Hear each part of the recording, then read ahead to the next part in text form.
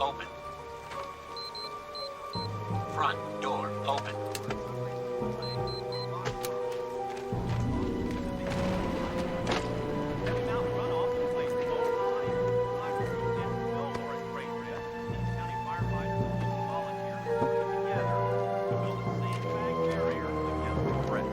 El Nino has arrived with a vengeance. All area canyons are now under a flood watch.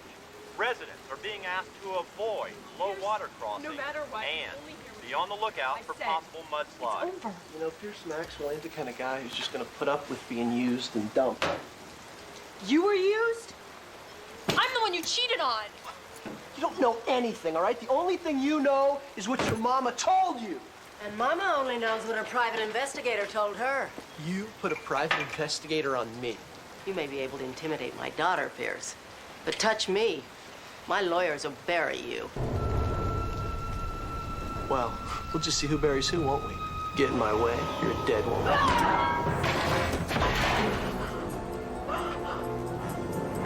Oh my God! Mom! He's dead? I killed him! Oh my God, what am I gonna do? Exactly what I say. All right? You always turn! Well, it's time to date a skinny guy. It's nothing. You don't say. Wait. Wait! We can't take the station wagon. Ellen has it. You just walked in the front door. What did you do, fly up from the mall? I took a cab. You don't expect me to drive in this weather, do you? I mean, the road is barely passable as it is with all the potholes and the curves and the... Mother, can we discuss the deficiencies of the municipal government after we do something with Pierce's dead body? What do you suggest? We'll put him in my car. It's a two-seater. So we'll stuff him in the trunk. I don't think he'll mind.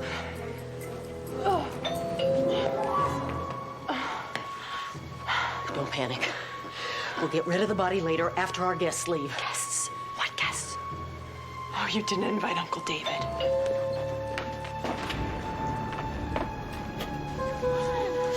Oh my God.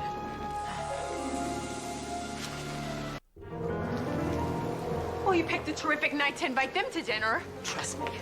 If I'd known you were gonna kill Pierce, I would have made other plans. We'll stuff him in here, have dinner, and dispose of the body later. Oh, Vivian? Anybody home? His legs. Go, go, go. Coming! Hi. Oh, Amanda. Hi. Mark, it's good to see you both. Good to see you, Vivian. Good to get out of the rain. It's pouring. Wait, you can't put them in there. I mean, they're wet. I know, dear. I'll, put them by the fireplace. To dry.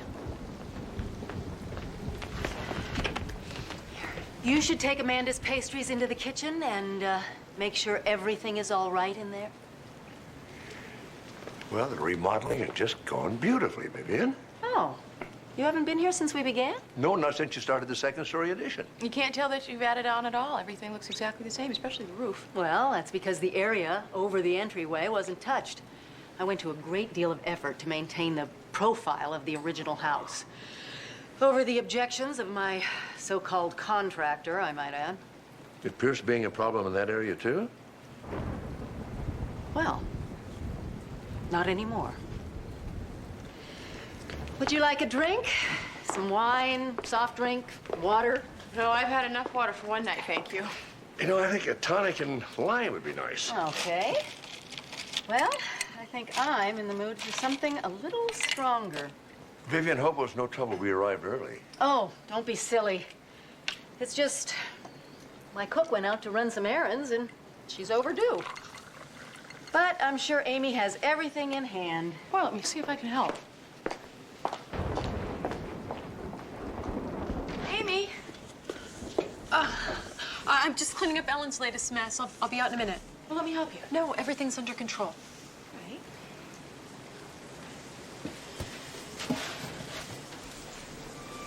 did she use this for? Beef. Hearts. Beef hearts.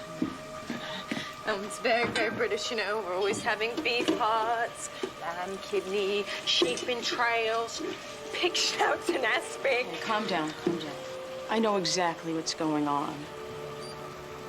You do? Your mother's told me everything about Pierce Maxwell. She did? Yes, and she's worried to death that you're gonna marry him and drop out of school. That. Mother doesn't need to worry. Not now. But I thought you and Pierce were No. It's over. The wedding is definitely off.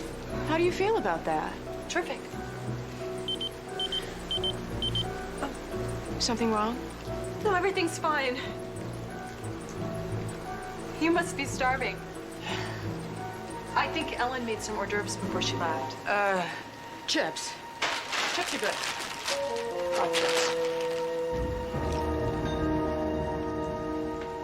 Really? You don't want us to talk to Amy? Oh, not about Pierce. He's, history. But I would appreciate it if you would remind her not to throw away all she's accomplished. Oh, well, 4.0 average, magna cum laude, scholarship to Stanford. I think I'd be a little remiss if I didn't encourage her to go on with her education. Where are you going with those? Well, these are dry. I thought I'd hang them up. Oh, that's my job. You're the guest, remember?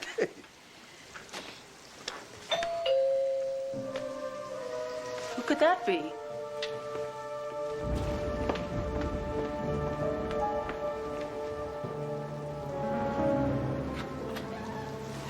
Dana. Hiya, Viv. Where's Amy? You all right? Oh, I'm great. I just took first place in the Topanga International Mud Wrestling Tournament. My car skidded off the road and got stuck. Had to walk up in the rain. Looks like you crawled up. Actually, I tripped over one of Pierce's trash piles in the dark. Remind me to kick his ass. Dana, I had no idea you were coming over tonight. It's a little awkward, but I invited her. how nice. Hiya, Ames. What's happening? Chips and salsa? Oh, surely we can do better than that. Why don't we take a look in the kitchen, Amy? Now. Looks like nobody's gonna introduce us. I'm Dana Neal, Amy's pal. Hi, Dana. I'm Mark Sloan. I'm Amy's pal, too. And you? Amanda Bentley. Yeah, you're new here. What happened to Ellen? Our coverage of El Nino Floodwatch 98 continues as reports of freeway closings continue to come in. How dare you invite her without telling me? You invited Mark and Amanda without telling me. The last thing we need is that little parasite roaming around the Dana house. is not a parasite. Oh? When was the last time you borrowed money from her? Hey, guys, can I borrow some clothes? What a surprise. I'm freezing my butt off out Could here. you just leave us for a minute, please? Mother! Don't you bother me. We have a dead man in the closet and a house full of guests. The situation is salvageable. All we have to do is stick together and avoid any more surprises. Yo, Viv, I'm dripping all over your precious little carpets. The torrential rainfall is taking a heavy toll on local dams and reservoirs. A flood control dam in Bouquet Canyon collapsed without warning early tonight, leading to a dramatic rescue of 2 teens. The 2 teenagers were swept down the river channel north of Alhambra. Luckily, bystanders were able to pull both. You know, we may have trouble getting home. Rescue workers Unless we swim. the body of a hike. What kind of shape are your guest rooms in? Unfinished, but they're dry. And drafty and uninsulated. Uh-oh. Where's your circuit breaker, Vivian? It's in the closet. No! I'm sorry. I didn't mean to sound strident. It's just, Oh, what was I thinking? Actually, it's not in the closet anymore. Pierce moved them during the remodel. yes, he installed a temporary power drop upstairs. Oh, upstairs. Do you have a flashlight? Oh, well, that takes care of that.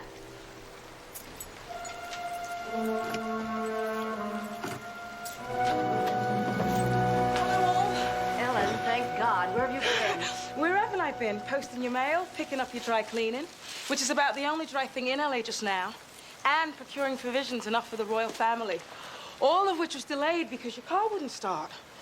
Frankly, Mrs. Sanderson, you need more reliable transportation if you insist on living in these canyons. Thank you, Dr. Sloan. Mark!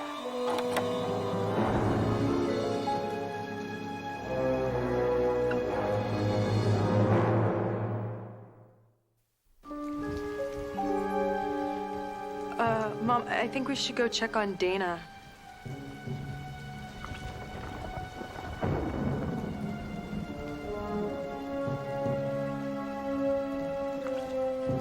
Yes.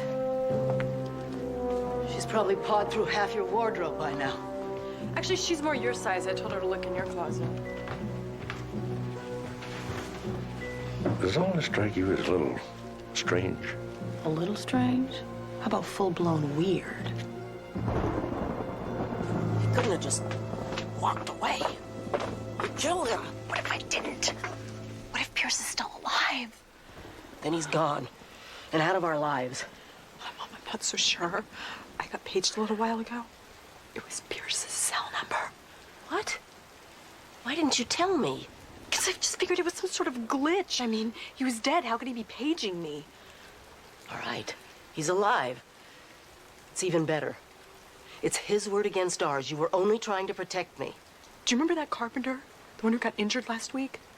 Cost me $3,500 in medical expenses. That was no accident. You're saying Pierce put him in the hospital? Yes, and that was just a simple misunderstanding. I mean, we tried to kill him. Hey, guys. What do you think? I think that is a designer original, a Linelli. Really? Dana, it might be a bit much for the occasion. Yeah. I guess I'll just put on a sleazy shirt and jeans. This kind of clashes with my tattoo anyway.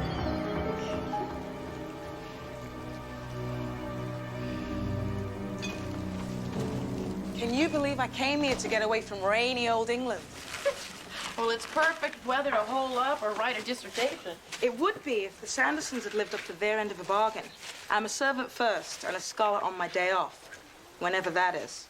I didn't know that they worked you so hard. Oh, between the remodeling and Amy's on-again, off-again wedding, my life is quite full, thank you. You may be in for a break. Word is the wedding's definitely off. Pierce and Amy are finished. That is news. Good news, actually. You don't like it? I don't much care for bad boys. And Pierce was the baddest.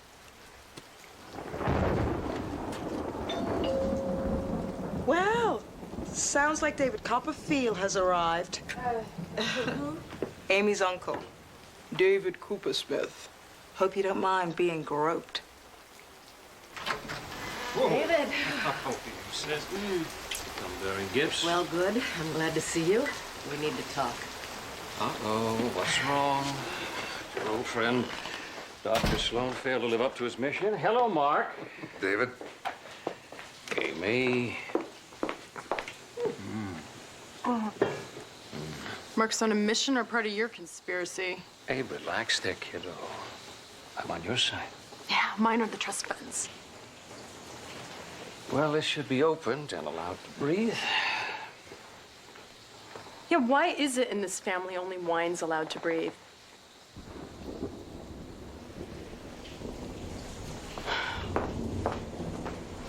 Amy, you know, it was my intention to come here and tell you what and what not to do with your life. Yeah, that sets you apart from everyone else. I'm here for you, Amy. Your father was a dear, dear friend. Like you are to me. Now, if I was a corkscrew, where would I be? Not there. Not there. Ellen, did you redesign this entire kitchen just to prolong my agony? Sir, I wouldn't do anything to prolong this.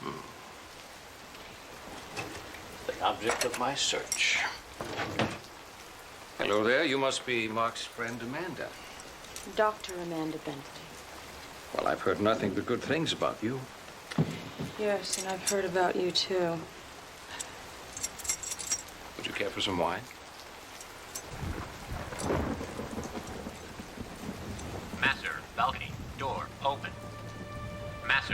Mom, I thought you turned the security system off. I did.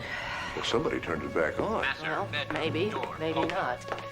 Pierce charged me a fortune for this thing, and it's never worked properly.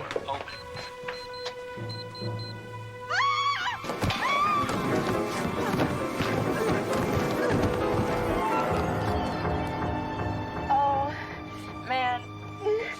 My ankle. I really mangled it.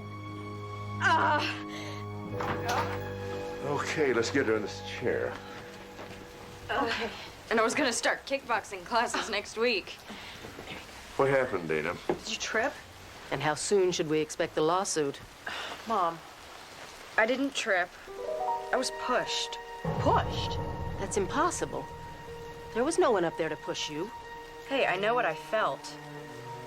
You know, I'll need an ice bag if you have one.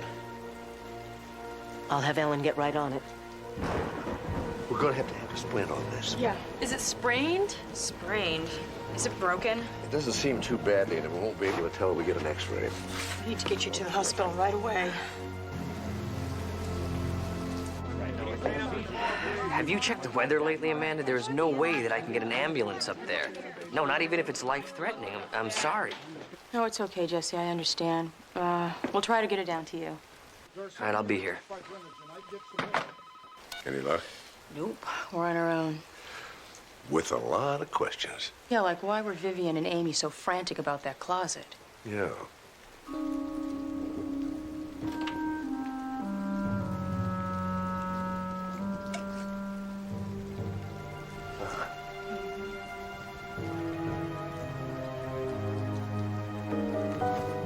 Is that blood?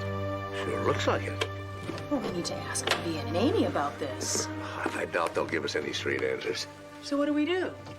Well, you know, our first priority is to get Dana to the hospital. We've got to get her to Community General. Oh, boy, I can't wait to drive down a flooded canyon road in the dark. Yeah. You know, David Coopersmith has a Range Rover. Maybe if we ask him nicely? I would rather hit that man over the head and steal his keys. I'll ask him nicely.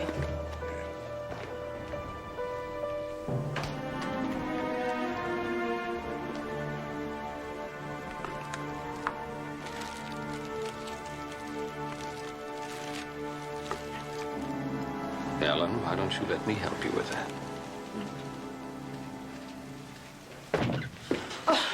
I'm sorry for interrupting, Mr. Coopersmith, but we have an emergency.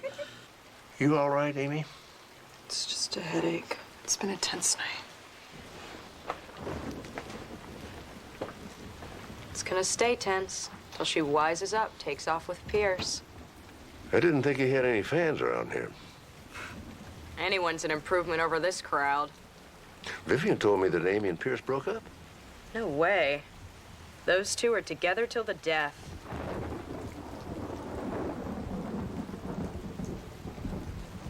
I have a Range Rover, Doctor, not a submarine. Call the auto club and find out if those roads are even passable. Mr. Coopersmith, the girl is in pain. Which I hear she's kind of into. Well, we have a busy signal.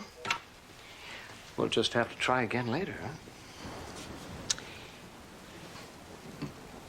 You must think I'm something of a jerk, huh?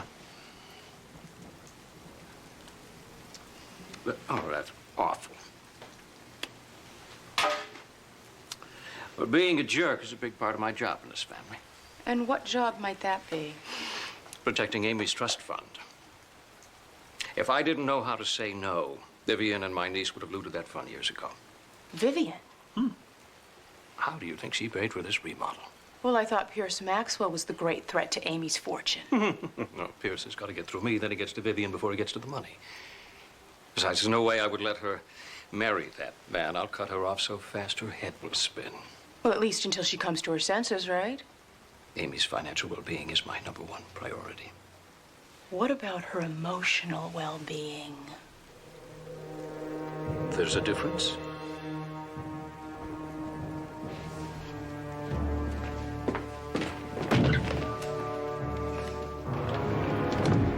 Amy?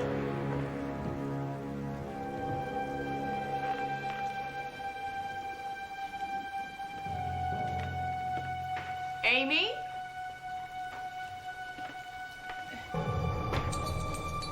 Vivian?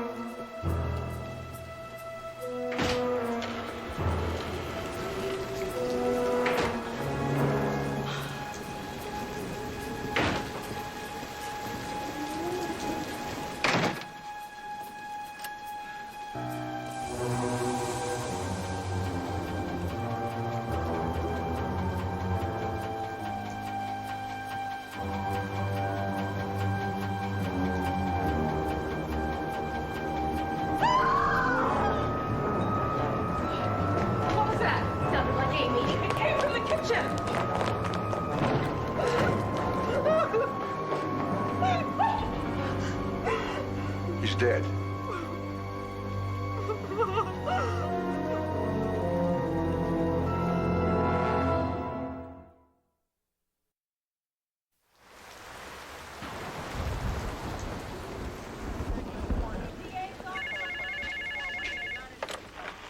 Detective Sloan. Hello? Hello?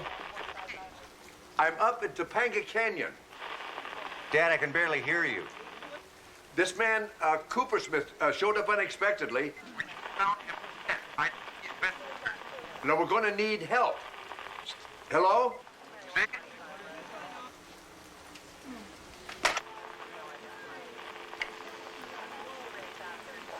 The line went dead. I don't know how much he heard of that. Yeah, I can't get a line out here either. You know, the canyon's probably blocking the signal. I sure would feel a lot better if I knew Steve was on his way. Whoever killed Mr. Cooper Smith is probably still around. Yeah, whoever being the big question of the night.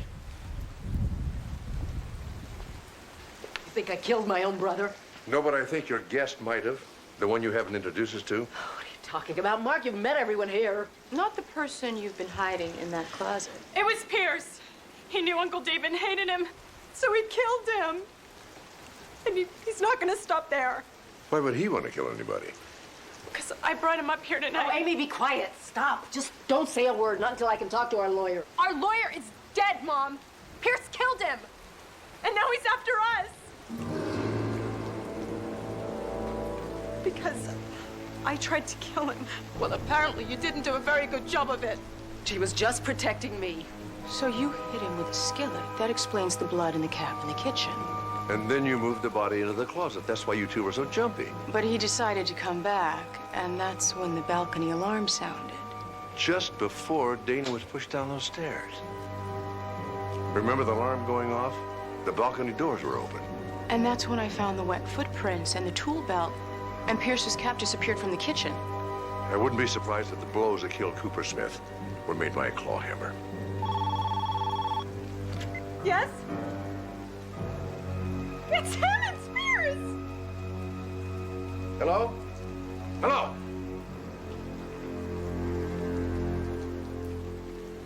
Mr. Raft, along with the oxycodone, I'd like to offer you a tad bit of advice. Don't spread plastic on your roof in the middle of a storm.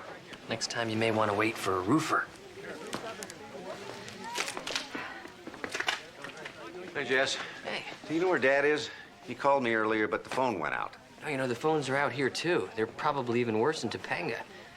That's where your dad is, Vivian Sanderson's place. He's up in Topanga in this weather? Well, Vivian's daughter had some sort of a problem with her fiancé, Pierce Maxwell. Oh, terrific. A domestic situation. Steve, what's wrong? I don't know. It's just when he called, it sounded like there might be some trouble. All right, well, my shift ended 15 minutes ago. You want to go? Yeah, good idea. My truck should be able to make it up there. Guys, I don't want to stay in this house a minute longer than I have to. I can hobble out to the car, really. Dana, until we find out how bad that ankle is, you have to stay off it, okay? Yeah, now just relax and let us roll you out in style. You better hurry. There's a new storm front coming in. We'll be lucky if a slide doesn't take the road out. We'll be lucky if we get out at all. He slashed the tires on the cars. Mine too? All of them. Except the Rover.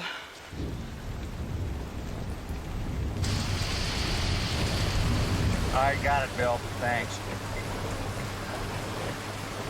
Pierce Maxwell's got a couple of priors. Assault and a DUI. Well, it doesn't necessarily make him a killer. Not unless you check into his juvie record. It was sealed, but I had a pal of mine take a peek. When he was 15 years old, Maxwell killed his stepfather with a pickaxe.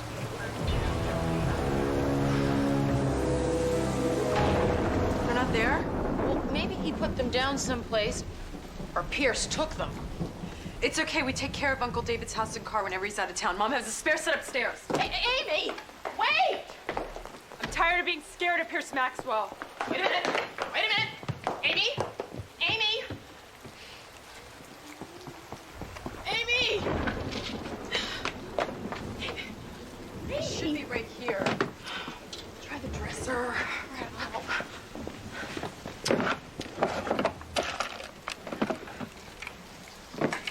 They're probably boxed him down the hall. Amy, no!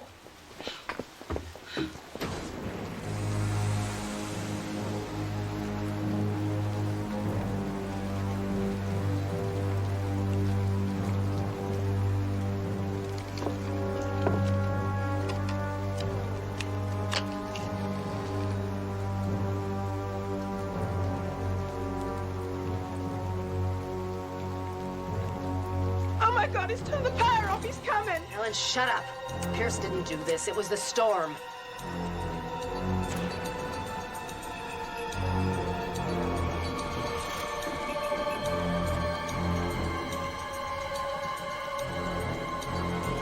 Amanda? Amy? We're gonna have to go find them. Do you have a flashlight? In the kitchen. Right, Ellen? Don't worry about us. Just get out there and find them. We'll lock the door. You sure be all right? Yeah, let Pierce come in here. I'll give him a 9-iron lobotomy.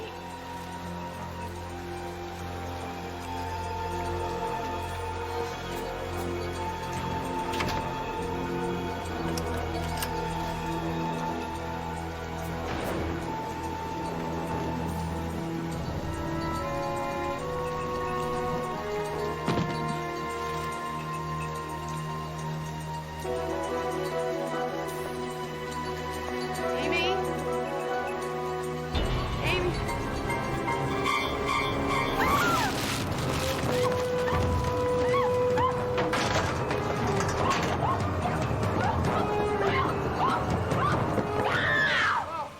Amanda, it's me. It's me. Oh, thank God.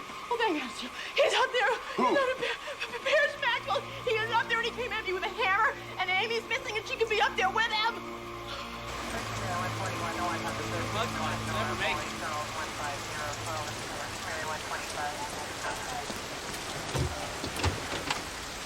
Hey.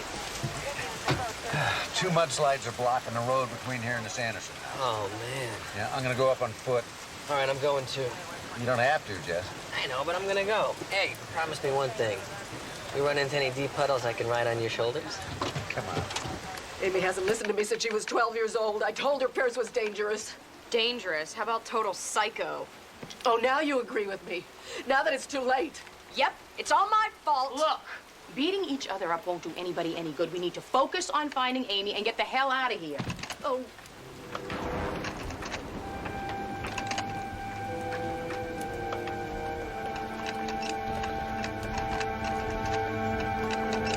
Amanda, it's me.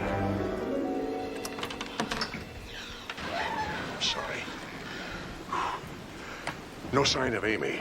And now Ellen's disappeared. I couldn't find any working flashlights. When I turned around, she was gone.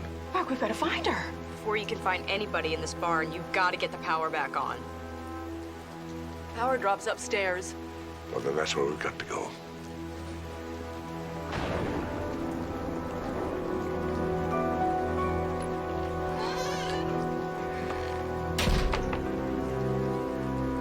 Are you sure there isn't at least one flashlight in this house somewhere? I found two, both with dead batteries. I don't understand that. Ellen knows better than to let that happen. That woman has been a major disappointment. Vivian, I thought the power was out. Well, the security system has a backup battery. Activate it. Hurry. Now? Yes. Yes, that's a great idea. You see, if Pierce Maxwell is in this house, we can track his movements.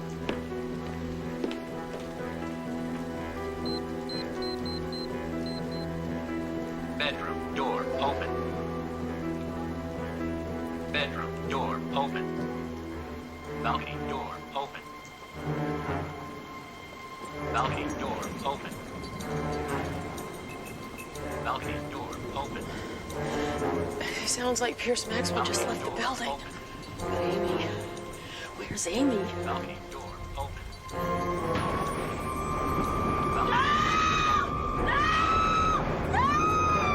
Vivian, stay right here. You hear me? Stay here. Take care of her.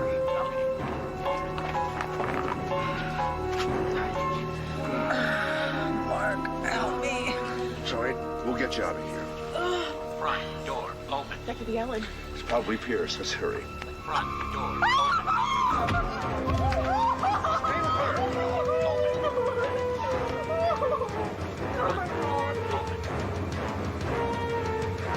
Front door open. Front door open.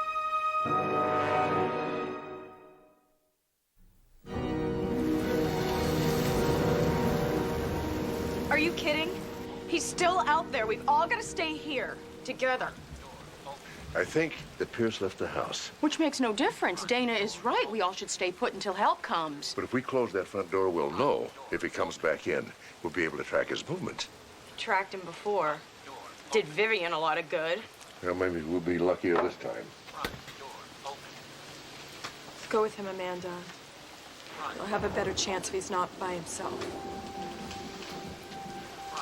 Go. We'll be okay. Front door open. Front door open. Front door open. Front door open.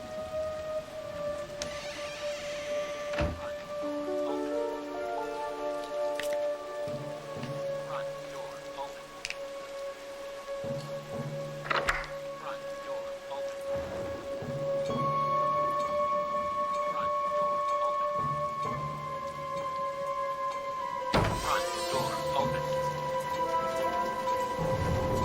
Front door open. Front door open.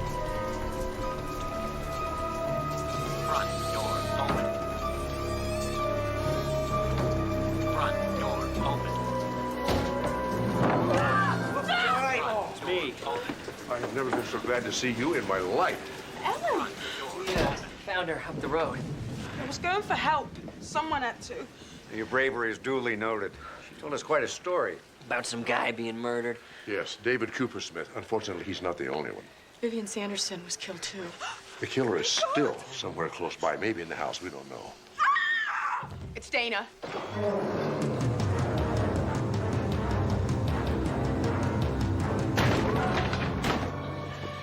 was at the window. I saw him. I tried to run. Nothing. Considering what Amy's been through, she's in decent enough shape. I put a new splint on Dana's ankle. It looks like a compound fracture. Was it definitely broken? I thought at worst it was a hairline fracture. Which is probably a lot worse since she jumped out of that chair. I made a complete search of the ground floor, checked all the doors and windows. No sign of Pierce Maxwell or anybody else. Steve, there's still the upstairs. I'm gonna check that now. Maybe get the lights on. There's a power drop up there somewhere. I'm going with you. Well, you're gonna need somebody to watch your back in the dark. Amanda, I have a flashlight. And a gun. If Maxwell's in the house, he won't be much of a problem. Maybe. But if I show you the way, you'll find that power drop a lot sooner. Listen, remember, Pierce knows this house better than anyone. Be careful.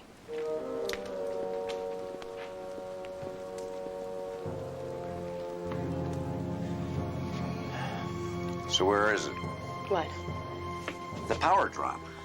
I thought you said you knew where it was. Well, I'm not quite sure. Why don't you come up here with me? Because you have the gun. Great. Well, it's gotta be up here somewhere.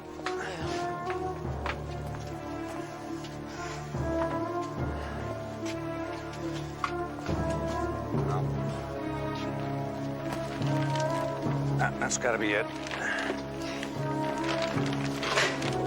All right. Remind me not to resent paying my electric bill. Let's get back downstairs. Yeah. Wait a minute. What? That wasn't there before.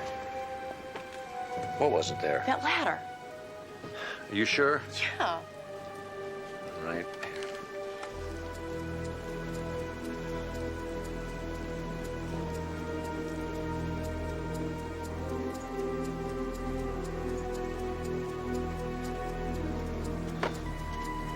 Be careful.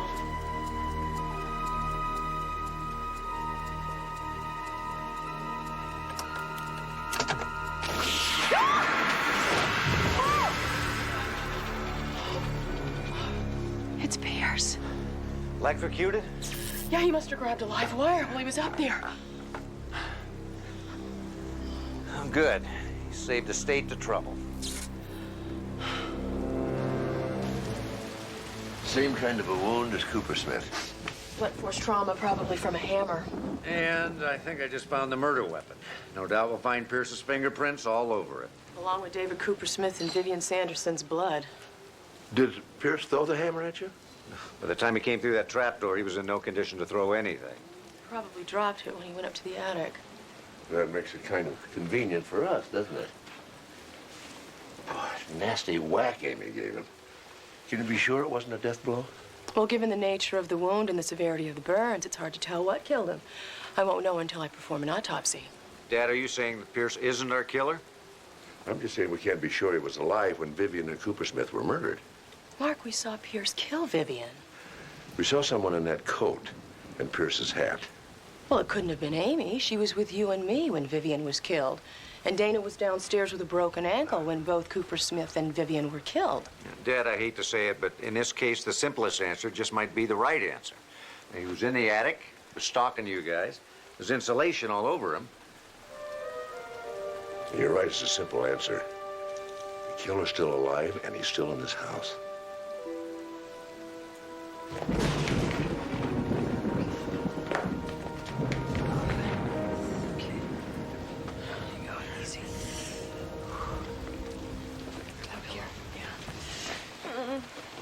Okay. You guys will be okay for a while? Oh, we'll be fine. Just get down the mountain and get some help. And some serious painkillers. I only hope you won't have to walk all the way. We won't. We found the Rover keys in Pierce's pocket. We'll be back with an ambulance within the hour. I don't know about you two, but I'm in the mood for a mug of hot tea. Where are they? They're gone? You just missed them. Is something wrong? Terribly wrong. David Cooper Smith's body has disappeared. Balcony door open. That's impossible. You said he was dead. Master bedroom door open. I thought he was dead. I was wrong. I'm getting out of here. Don't leave Master me. bedroom door open. That's not possible. I mean, he can't be alive. Shut up, Amy.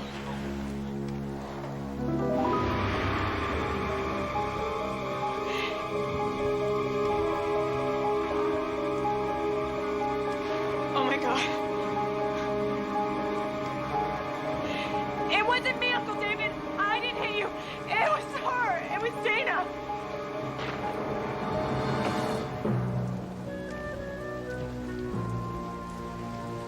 Amazing what you can do with an accomplice, isn't it? You can bring a dead man back to life. I don't know what you're talking about, either of you. We're talking about the fact that you killed your uncle right before you found him. Why? David Cooper Smith and your mother were the only thing standing between you and your trust fund. So first you killed Cooper Smith, and then Dana killed your mother. Whoa. That nutcase Pierce killed them, remember? You saw him. Pierce Maxwell was dead before this whole thing started. When you picked a fight with him and hit him in the head with that skillet, then you and your mother hid the body in the closet. Your mother didn't know you were in communication with Dana via your pagers. When you signaled Dana, she crawled in under the house and came up through a secret trapdoor in this closet. And then she hoisted Pierce's body through there up into the attic. When you went upstairs to change your clothes, you slipped into the attic and positioned Pierce's body over the trapdoor. Then you threw yourself down the stairs and sprained your ankle. But Dr. Dana's ankle was broken when Pierce pushed her. No, it was broken after she killed Vivian. When we left them alone, Amy broke Dana's ankle to make it look as if she couldn't have killed Vivian. And made her scream like hell. You don't have any proof. Not for any of this. I think we do. Look what we found hidden upstairs. A coat and hat just like Pierce's. And then, of course, there's my eyewitness account. When you arrived here this evening, you were covered with insulation from the attic. I told you I fell into a trash pile outside. Which didn't have any insulation anywhere in it. I checked. And if that's not enough, Amy practically admitted in front of all of us that she killed David Coopersmith. This is all your fault. You promised it would work. It did work. Until you confessed.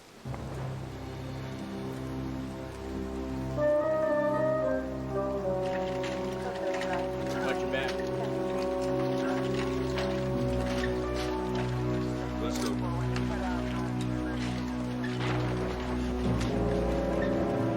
Not a bad plan. For a murder each, Amy and Dana were going to share airtight alibis. So what went wrong? 2 surprise dinner guests, Dad and Amanda. Oh, I get it. Ellen was supposed to be their only witness. To testify that Pierce committed both murders. Okay, I'm still not clear on one thing. How did Dana manage to electrocute Pierce when she wasn't even in the attic? Think of it as an illusionist trick, Jess. Dana deliberately left that ladder there to draw our attention to the attic. Which, of course, was after she moved Pierce's body across the attic. And she placed the body so the hand would touch a live wire when anyone opened up the attic door. All clear to you now, Jess? Who made the footprints? I mean, the wet ones Amanda found that go to the closet.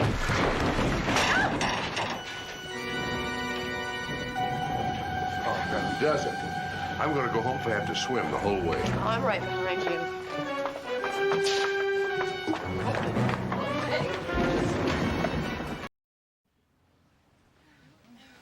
All right, let's go. Now, breathe in through the nose, out through the mouth, in, out. Great, now let's get ready for transition labor.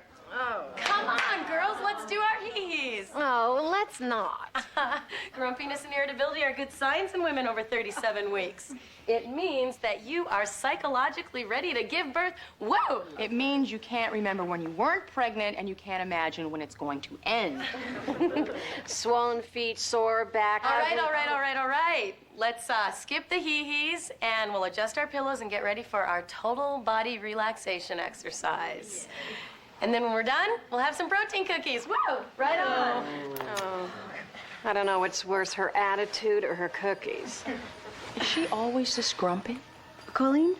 Only when her husband's not here.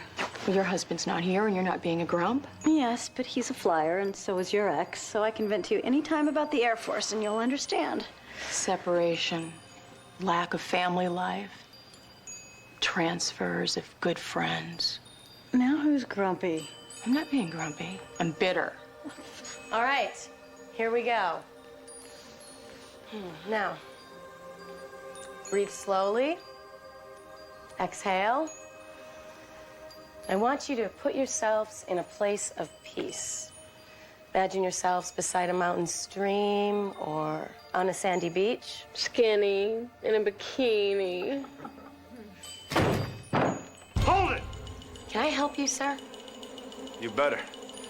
One of you's having my baby. And I want to know who. And if you don't tell me, I'm gonna blow us all up.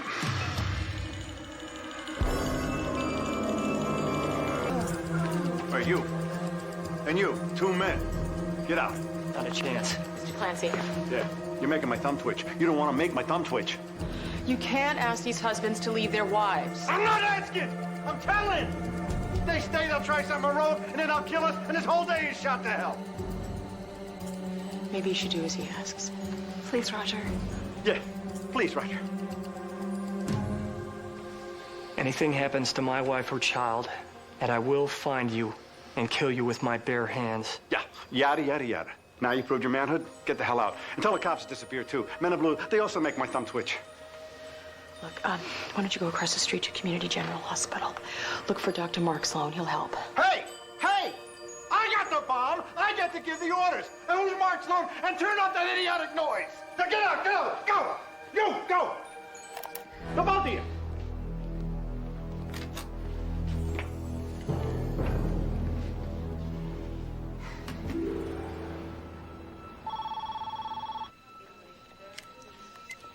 Mark Sloan. Mark?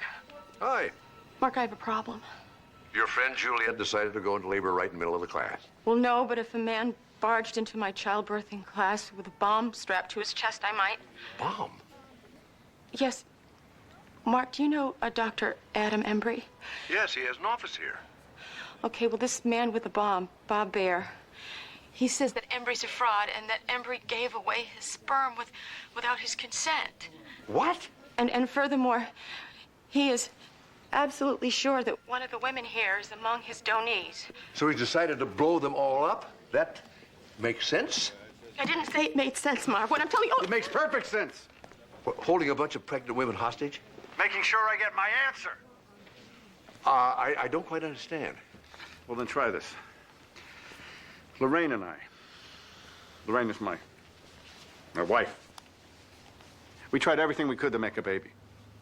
We charted cycles, we took temperatures, we did a variety of positions, 5 years of nothing. So you went to Dr. Embry? Right, the creator of families. And that's what his brochures say. But all we got was gift and zift and surgeries and drugs and IVF and 2 more years of useless procedures. Well, look, it isn't an exact science. You know, some of the very best practitioners only get maybe 40% success rate. Yeah? Well, his success rate was much higher because he gave my sperm to other women. One of these women. Now, he stole my seed, and I have a right to know who's got it. All right, look. You let those women go, and we'll go have a talk with Dr. Embry. No, he'll just come down here and lie, and everybody will believe him. You get that bastard on the phone, or his live birth success rate's going way down. I'll do the very best I can. That's right. You will. As long as I got my finger on this detonator, that's exactly what you'll do. And if I see a cop anywhere near here, or if you continue in that patronizing tone of voice, this whole place is going up! He was a big help. Did you get Steve? Yeah, he's on his way. Don't worry, we're gonna figure out a way to get Amanda out of there. Maybe we should just rush him. Our combined weight alone would take him down. So I'm not a patient person.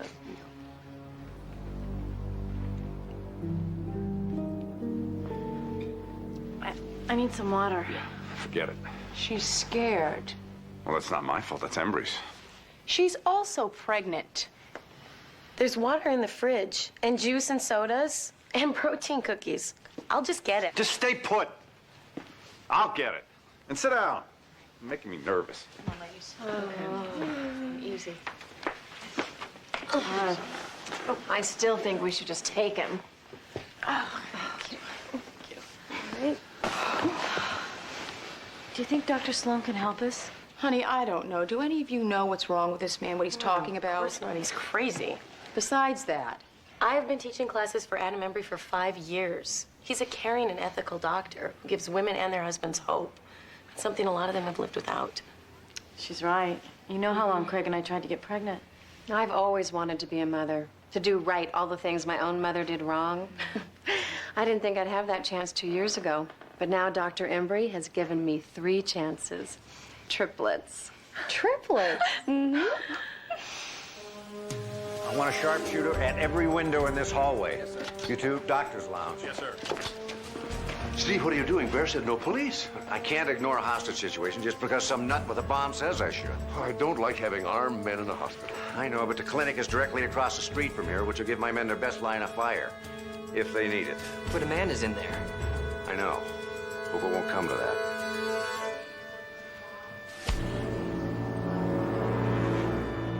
They all have to go to the bathroom? It happens when you drink water. Well, then they can't have any more. Mr. Bear, I understand your sense of urgency in getting your answers, but trust me, these ladies also have a sense of urgency. No. No bathroom. They get out of my sight, they'll be gone. How and where? Out that window? Okay, but you're not pregnant. What's to stop you from leaving? Because I am the only doctor here, and I'm certainly not going to leave them with the likes of you alone. I don't like you. I'm so surprised. I'm the one with the detonator. Look around you, Mr. Bear. There are overdue, hormonally ravaged, bathroom-dependent women here. Now, if you get in the way of their bodily functions, I know that they will tear you into tiny little pieces. Now who has the detonator?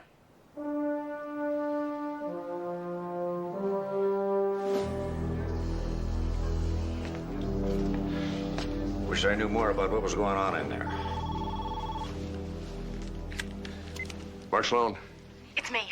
Amanda? Mark, I'm in the bathroom on my cell phone. Amanda, if he catches you in there. He won't. He's too afraid to come in here. He's finally learning what pregnant women are all about. Look, just try to keep him calm. I'm on my way down to see Embry now. Amanda? Steve, what are you doing? Bear said no police. I'm just trying to assess the situation. The situation is I have 4 pregnant women and a lunatic with a bomb strapped to him. What does it look like? What do you mean, what does it look like? It looks like a bomb. Amanda, it may come down to me knowing as much as possible about that device. The only person that can give me that information is you. Hurry up in there! Oh, we'll be right out. Amanda? I gotta go.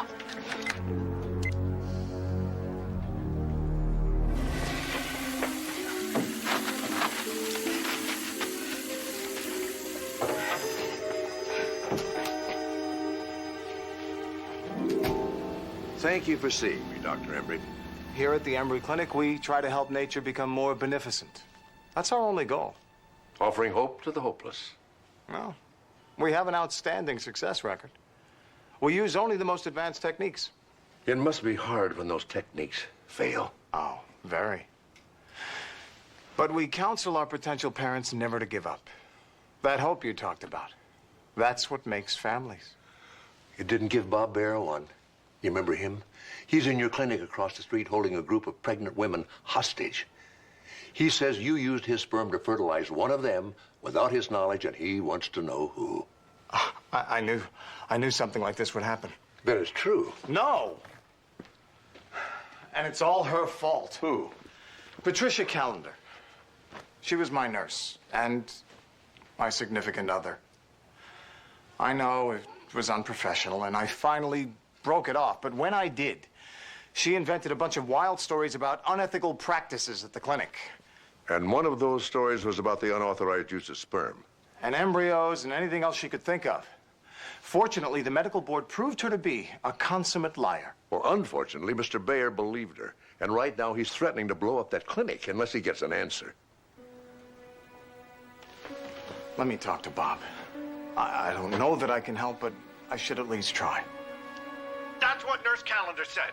Nurse Callender invented those lies to hurt me, Bob. I'm sorry if she hurt you instead.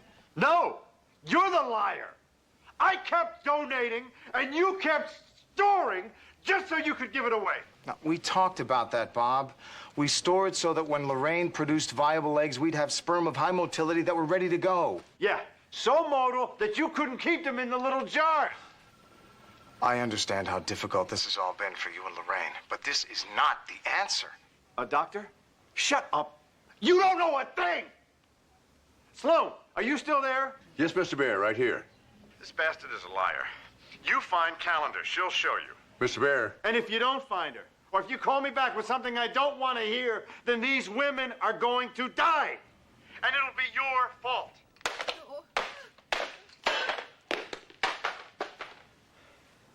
You see? This guy, he would rather lie and watch you die than admit the truth. No! Mr. Bear, these women are not your enemies. And if you're right, they're just as much victims of Adam Embry as you are. What? No, Stop. no. My water just broke. She's in labor.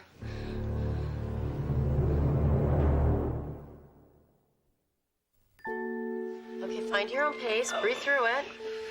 Pretend it isn't happening. What's going on? She's having a baby, you moron. With all the stress you've created, it's a wonder they all aren't in labor. They wouldn't dare.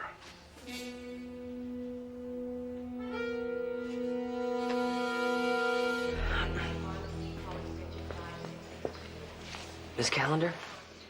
I'm not due back in pediatrics for 15 minutes. Go away. I'm not from pediatrics. Emergency, right? I don't do emergency. Blood mats my fur. You used to be Adam Embry's nurse, right? I used to be a lot of things. Now, I'm a rabbit. Do you remember a patient by the name of Bob Bear? Yeah, Mr. One Taco short of a combination plate. I'd rather spend time with puking kids. I do spend time with puking kids. Right now, Bob Bear has 4 pregnant women held hostage across the street because he thinks that one of them is having his child. Only he wasn't involved, not directly. And Adam says he doesn't know anything about it, that this is all my fault. You have to help us prove otherwise. Sorry, late. Gotta go. Lovely party, doctor. Oh, you just told me you had 15 minutes. You know, I really ought to get me one of them bunny batteries. Look, Bob Bear is going to kill all of these women if he doesn't find out which one is having his child. I told Adam that somebody would finally lose it if he kept playing God like that. So then Bear was right. Embry has been doing unauthorized procedures. Unauthorized fertility drugs, unauthorized embryo transfers, unauthorized sperm freezing, keyword unauthorized. Why would he do all that? Insurance payments, So he did anything he could to keep charging until the benefits ran out. which made him the biggest beneficiary of all. He's probably got a boatload of money stuck out in the Cayman Islands just waiting for him and Nurse Perky the beach bunny. And I bet she's wearing real fur. Okay, and when you went to the hospital board? Adam makes a gazillion dollars for this place. By the time he was through with me, I'd lost my nursing license and gained a bunny suit. What about the records? He said I faked them. Like I could copy that hieroglyphic he calls a signature. Oh, God, I hate that man. Okay, then look, then you gotta help us stop him. I mean, show us the files. We'll believe them. And if you don't, I could get thrown out of this hospital for good. Entertaining kids with this stupid suit is all I have left. It's not my problem. It is your problem if you're the only one who can save these women's lives. What's taking so long? You try having a baby and see. Oh, my back hurts. There's some towels in the bathroom and a water bottle under the sink. Did someone say bathroom? Well? Go on.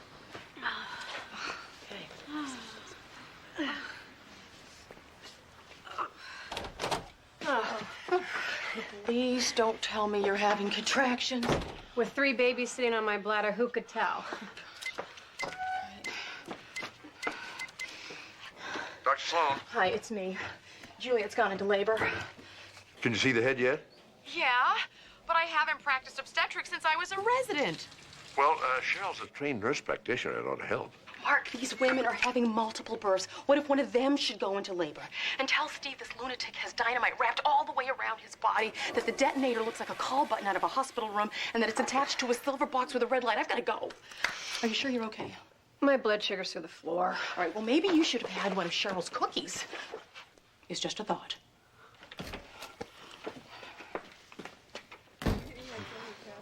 That much explosive could take out the clinic and half the hospital. I just hope Jesse's found Patricia Calendar and that she's right and Embry is lying. Otherwise, I don't know what to tell Bear to get him to let those women go. Lieutenant Sloan? Mrs. Bear? Oh, thank you for coming down. This is my father, Dr. Mark Sloan. He's been talking with your husband. Can I do anything to help? Sit down, won't you, Mrs. Bear?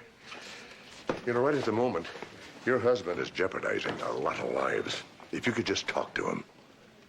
I'm not sure he'll listen. Not anymore. What happened, Mrs. Bear? What brought him to this? Do you know what it's like to be a lab rat, Doctor?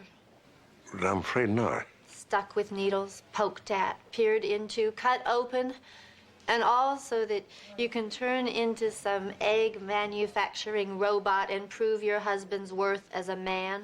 Well, I know those fertility procedures can be difficult.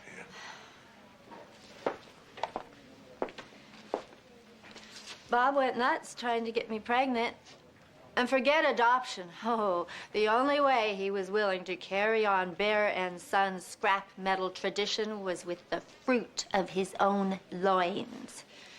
It's been a very bad year, Dr. Sloan. I don't blame him for wanting to kill Dr. Embry. Oh, I was ready to kill the both of them. But all those women and their... Then will you talk to him?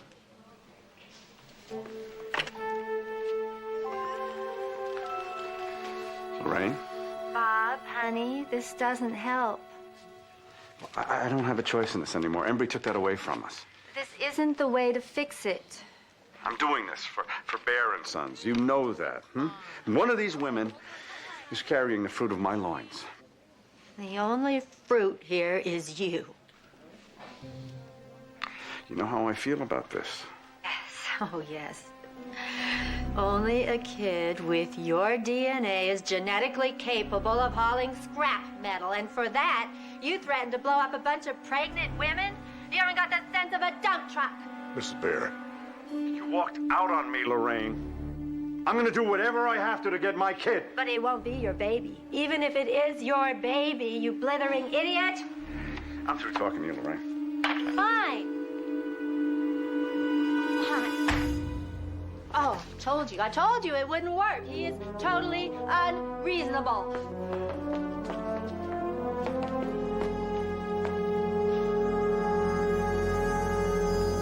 She never got it. Never.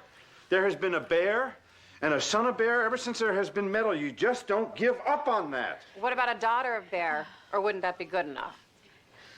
Well, maybe. Had to change a lot of signs. Oh, I'm gonna push. It's okay. Push? The baby's coming down.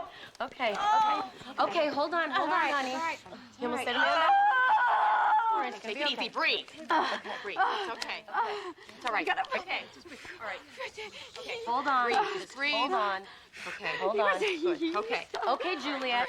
Okay, Juliet. Push. Okay. Push. Go ahead. Push. Okay, I can see the head. Okay. I can see the head. Push. Great. Okay. Good. Great. Okay. Slow down. Good. Just let it happen. Let it Push happen. again. Okay. Push again. I can't do it. I can't. All right. Easy. Yes, you can. I've got the head. I've got the head. Okay. Good. Good girl. I've got the head. Okay, now breathe. Take your time. Breathe slowly. Come on. Come on. Okay, there's one shoulder. Oh, God. Okay, turn sugar for me. Come on, baby. Turn that shoulder. Get your breathe. Okay, good. Slowly. Okay, take your time. Take your time. Okay. Go ahead. Go ahead. Okay. Push. Good. Come on, We got sweetie. it. Go Okay, ahead. push. Good. Oh my God. Okay, there's the other shoulder. There's the other shoulder. Oh my God. You've got a girl.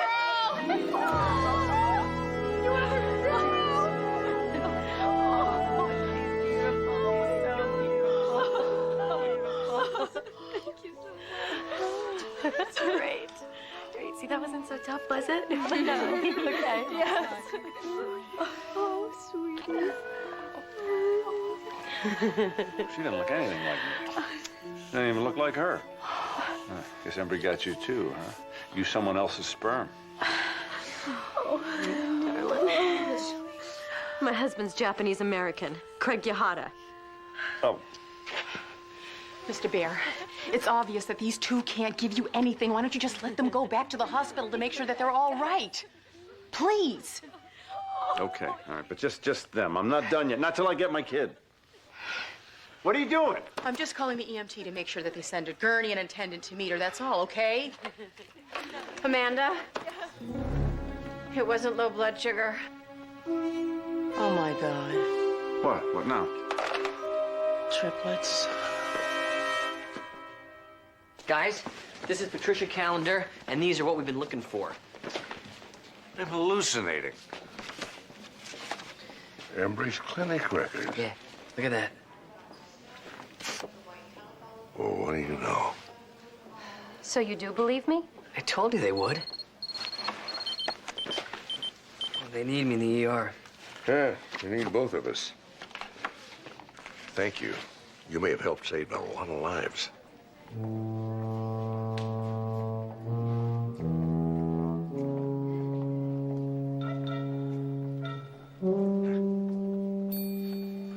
Well, Juliet, you're gonna be fine, and so is your baby.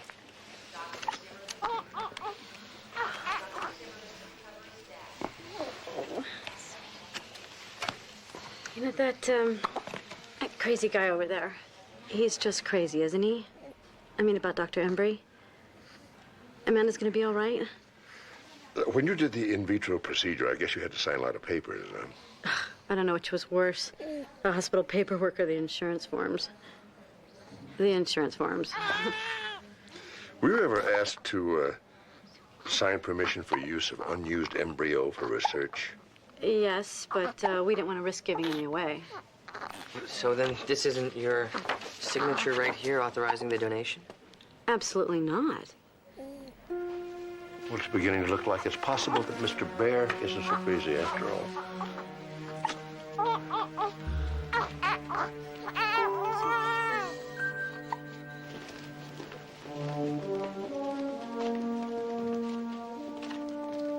Any word on Embry?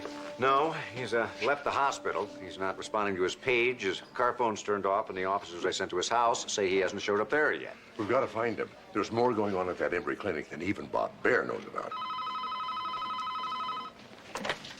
Dr. Sloan. It's Adam Embry, Dr. Sloan. Embry? I'm sorry, I've been ignoring your page. I really have to talk to you. I know. I'm on my way back to Community General right now. I've been thinking about this all day. Bob Bear was right, wasn't he? You've been forging signatures and stealing embryos and sperm for use in other patients. Families are built as much on love as on genetics, Doctor. I honestly thought I was helping people. You have got to tell Bear the truth.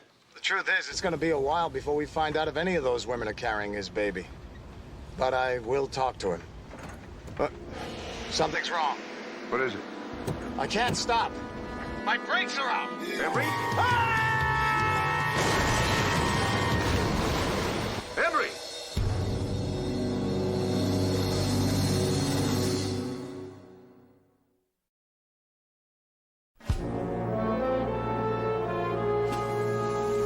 One thing for sure, we can't let Bear know that Embry's dead. Why not? He might just give up. No, it's more likely to push him even further over the edge. Bear thinks Embry's the only one who can tell him the truth. If we're going to change his mind about that, we need time to look at those files. Hey, this is the video surveillance tape from the hospital parking garage. Sweeps the area every 3 minutes. Are you sure Embry's brake line was cut? Well, the CHP checked the car when they pulled it out of the bay, said it seemed pretty obvious. What about the body? Well, the car was empty. They're going to check up and down the coast, but with those currents, they don't know if they'll ever find a body. Well, here comes Embry's car.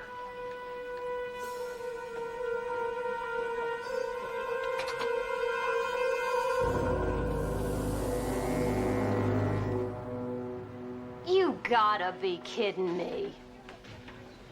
Do you really think I'd be stupid enough to wear this if I were gonna sabotage Adam's car? You had plenty of reason to want him dead.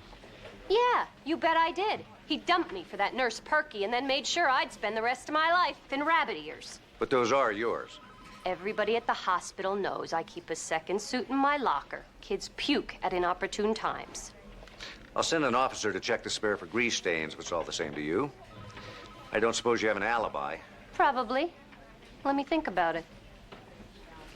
I told you I'd get thrown out of this hospital. I just didn't know it would be in handcuffs.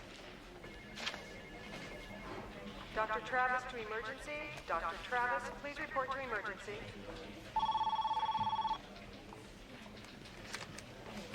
Mark Sloan. Mark, triplets. What? Colleen Atkins is having triplets, and there's another woman who is in labor, and she's gonna have twins. 5 at once? Mark, listen. I may not be up on my OBGYN procedures, but let me tell you right here and now, I know I don't have the equipment or the supplies to bring 5 babies into the world at once. Jesse and I are double-checking the clinic's records, and it looks like Bear is right. But we need some time to come up with an answer that's going to make him happy. Well, what do you know? The lunatic had a point after all. Can you get Embry to admit it? I'm afraid not, Amanda. Emery's been murdered. What? Well, that's just great. Bear's unstable enough as it is. When he finds out that Embry is dead, he's gonna lose his mind. That's why you can't tell him. Amanda, Steve's got sharpshooters watching your front window. If we can't get Bear to surrender. Wait a minute, you want me to walk him to the window so that you can fill him with lead and I've got a room full of pregnant women? Are you both crazy? Damn right you're crazy!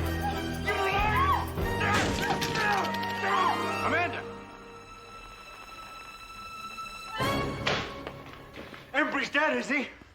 I knew that bastard would figure a way out of this. By getting himself murdered? He's clever. But you, I warned you about the cops, but I should have known that you wouldn't listen. You love to talk too much. Okay, Dr. Sloan has found evidence that Dr. Embry has been doing exactly what you said he's been doing. If you'll just let me make... No! No! I'm sick of this. Fed up with it. The cops want me out of here? I can do that. No! Hey, take it out in the hall. I'm having babies here. You people make me so tired. Those babies are on their way. And since you don't seem interested in letting us out of here, I'm gonna need help delivering them. Why? You delivered the one before. It wasn't any big deal. Well, it is. It's a very big deal. Those are 3 low birth weight babies. And if I don't get an EMT and decent equipment here quick, those babies could die. And I don't think you want that blood on your hands. No, especially since 1, if not all 3, are yours. Okay. 1 EMT. Dr. Sloan? Yes. I was thinking I could talk to Bob again. No. I appreciate your offer, thank you. I heard a rumor that Embry is dead. That's true. That was nice of him. He was murdered, Mrs. Bear. Someone cut his brake line before he left the hospital early this morning. I could have done it. Yes, you could have. And I might have. Especially if Bob had killed all those people. But he didn't. So I didn't. Maybe I should have. Are all those women and are they going to be all right? Well, they'll be all right if my son can get your husband to surrender. Otherwise, I'm afraid there are going to be a lot more deaths, including Bob's. What do I do? Okay, I want you to time the contractions, breathe slowly, and relax. Okay? Okay. I'll stay right here with you. Laura's only 3 centimeters dilated. Oh, it's gonna be a while. We keep having babies at this rate, and we can start our own basketball league. All right, come on. Close the door. Thank God the EMT's here. No quick moves. No problem. Aren't you awfully tall for an EMT? I'm just here to help. Okay, just don't do anything. Don't worry. Doctor, would you help me set up the incubator?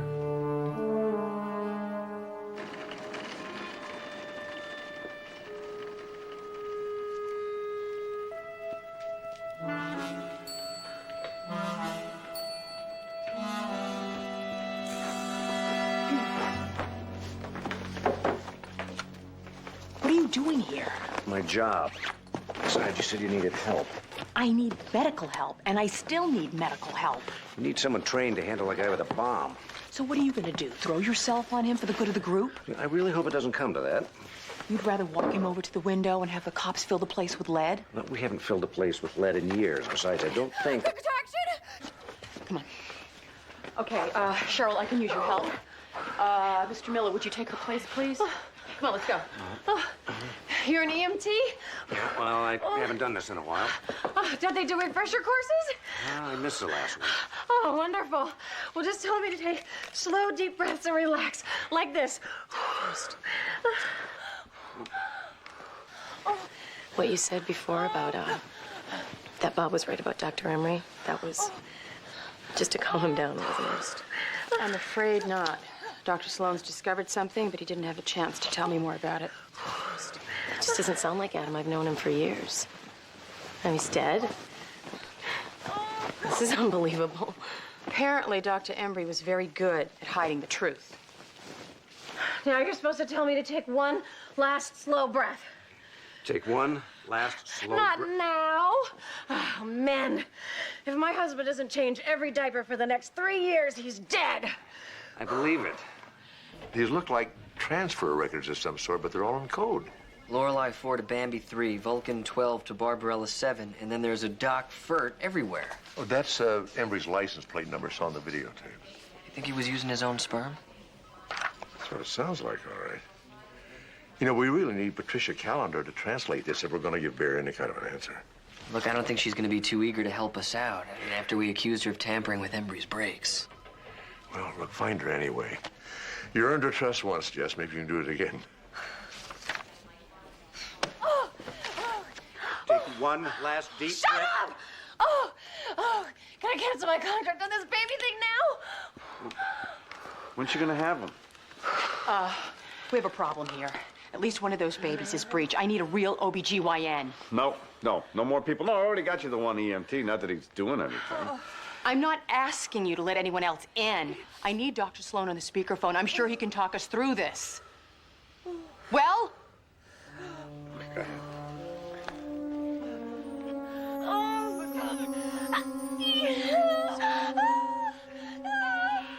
It's a girl. Here, Cheryl. Put her in the incubator.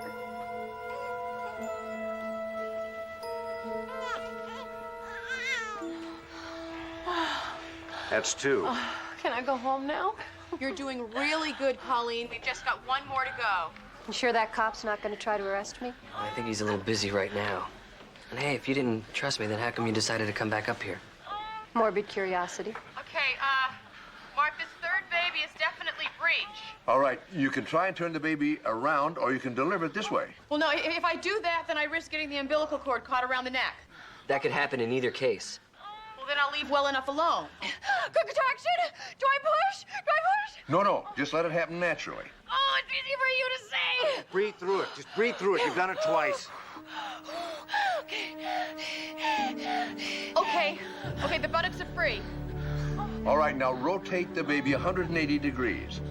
The first arm should deliver.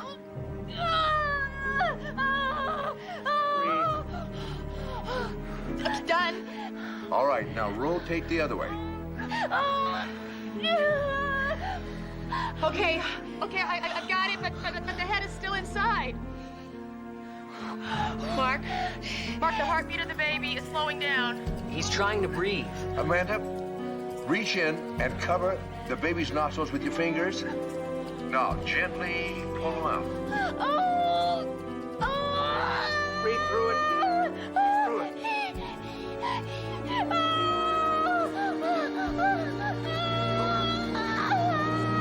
I got him. I've got him.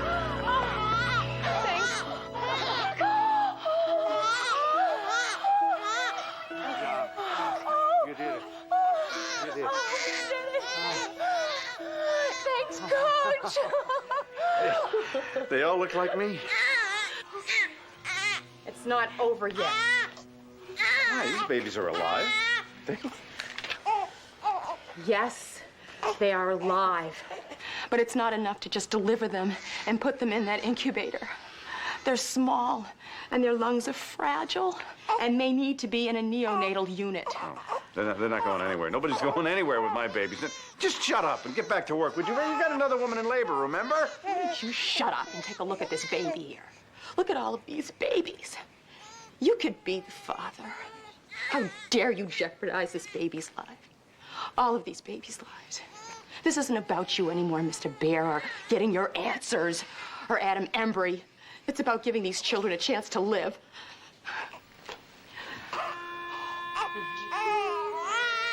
Embry's really dead? Yes. Well, nothing ever works out the way you plan it, does it? Just give me a second to turn this off. Sloan here, it's over. Send in the EMTs. Right away. Mr. Bear. Yeah, something's wrong. I can't quite turn this thing off. And the bomb squad. Copy that.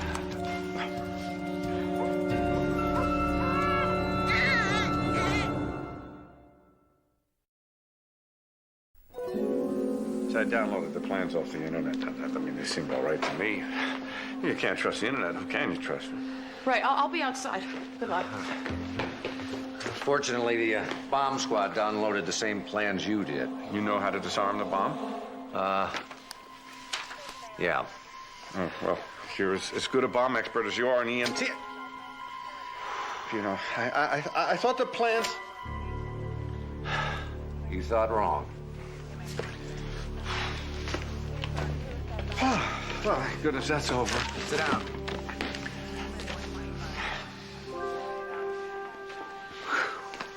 Oh, what a day. Because he said babies and moms are doing fine. He's got 2 more in labor. You were terrific. Well, you both were. You idiot. I wasn't wrong. No, you weren't wrong about Dr. Embry. But none of the women were carrying your baby. I told you. But what about all that sperm that I was giving? Infertile. Dr. Embry kept you donating so he could keep billing your insurance company. Once the money ran out, he was planning to use his own sperm to fertilize Lorraine's eggs, which incidentally are fine. Fine. They put me through all that and I'm fine? What, you mean to say that none of these babies could possibly belong to me? As a matter of fact, some of them were probably Dr. Embry's. The records show that he had done that. But none of the babies were yours. Lorraine, I'm ready to reconsider adoption.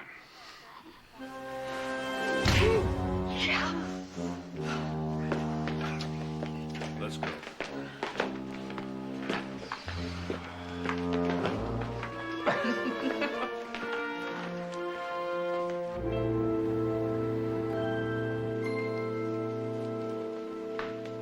Oh, Miss Callender, I want to thank you for your help yesterday. We would never have figured out what Embry was up to if you hadn't decoded those files. Yeah, too bad you weren't around 8 months ago when I took it to the board. Well, I will be this time. They're reopening the investigation. However, you'll have to give up the bunny suit. No, I knew if I got involved with this The again, commission is willing to restore your nursing license if Jesse and I testify on your behalf. Only if you want us to, though.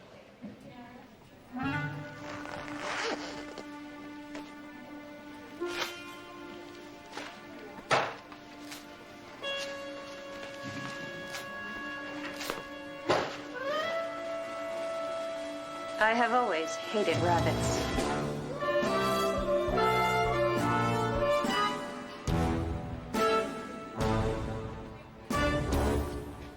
The next time Amanda needs help with pregnant women, you are definitely the one to go. A little cranky, were they? Now try homicidal. You only have a couple of broken bones in that hand. Hey, guys. I've got Adam Embry's autopsy report. I didn't know they found him. He out late last night while you were delivering babies. He definitely drowned. Salt water in his lungs, contusions from being banged around after the airbag deflated. Now, that's consistent with the car crash I heard. No signs of drugs or alcohol in his system unless you consider carob, wheat germ, and apricots deadly. But I can't figure out what time he died. See, the water in the bay is too cold to give me anything more than a 12-hour window. Just swimming in that bay can be lethal. Imagine drowning in it. Ah, that bay is getting cleaner all the time. I mean, I wouldn't eat the fish out of it, but it... Wait a minute. Something's wrong here. Adam Embry didn't die in that car crash.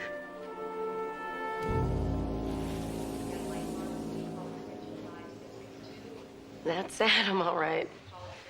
I'm sorry to ask you to identify him formally. We just had to have it for the records. I understand. I just can't believe somebody killed him. Do you know who yet? Man, it's not easy. You hurt a lot of people, like Lorraine Baer. You think she did it? Possible. We know she was in the hospital before Embry left. Then I saw her in the lobby later that night. Of course, you couldn't have known that. You were being held hostage at the time. Right. Then, of course, there's Patricia Callender.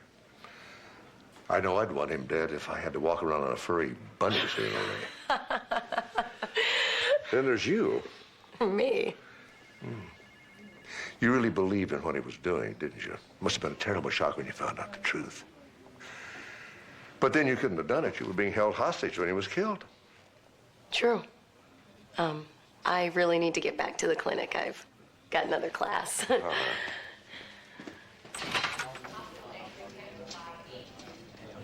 Now, just one thing. He was killed later. I'm confused. If someone cut Embry's brake line, why would they drag his body out of the car, drown him in a bathtub, and then throw his body back in the bay hours later? Why do you think Adam was drowned in a bathtub? Because if he drowned in the bay, the water in his lungs would have been full of pollutants, and they weren't. Oh. Embry staged that accident to make it look as if Patricia Callender had cut his brake line. Then, who did kill him? The woman who he was having an affair with. Nurse Perky, you. He needed a place to hide until he got out of the country. You were the only one he trusted, and he couldn't get to you until the hostage situation was over. Okay, I was his lover. So what? That doesn't mean I killed him. Well, a couple of other things showed up in the autopsy report. We examined his stomach contents. Wheat germ, carob, and dried apricots. So he liked a healthy breakfast? The same ingredients we found in the cookies you made and took to the childbirth clinic. He was waiting for you in your apartment, wasn't he? He was going to offer to take you out of the country with him. I believed in him. You know? In the work he was doing. It was all a big lie. He hurt so many people, including me. He was going to leave you there with the others to die. He was so afraid of telling the truth, he nearly got me and all those babies killed. And when I confronted him, all he could do was tell me that my cookies tasted like tree bark. And since he was already dead, what's the difference in killing him again? Seemed like a good idea at the time.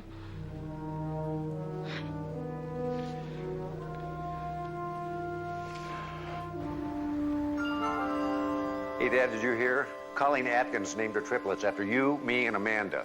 Kind of a thank you for our help. Guess what, guys? Juliet named her daughter Amanda. Isn't that sweet? Just 2 Amandas in one day. Colleen Atkinson named her Steve, Mark, and Amanda. No kidding. Hey, guys, are you ready? The other women from the hostage thing gave birth last night. A set of twins and another set of triplets. I'm glad I wasn't there. Yeah, but get this, out of the 5 kids, there are 2 Amandas and 2 Marks. I've got more than you do. What? If Juliet had had twins, we'd be even. One's better than none, I guess. I'm a little lost here. Considering you were such a big help, you're lucky you have any at all. Hey, guys? I helped. I coached. I did the breathing.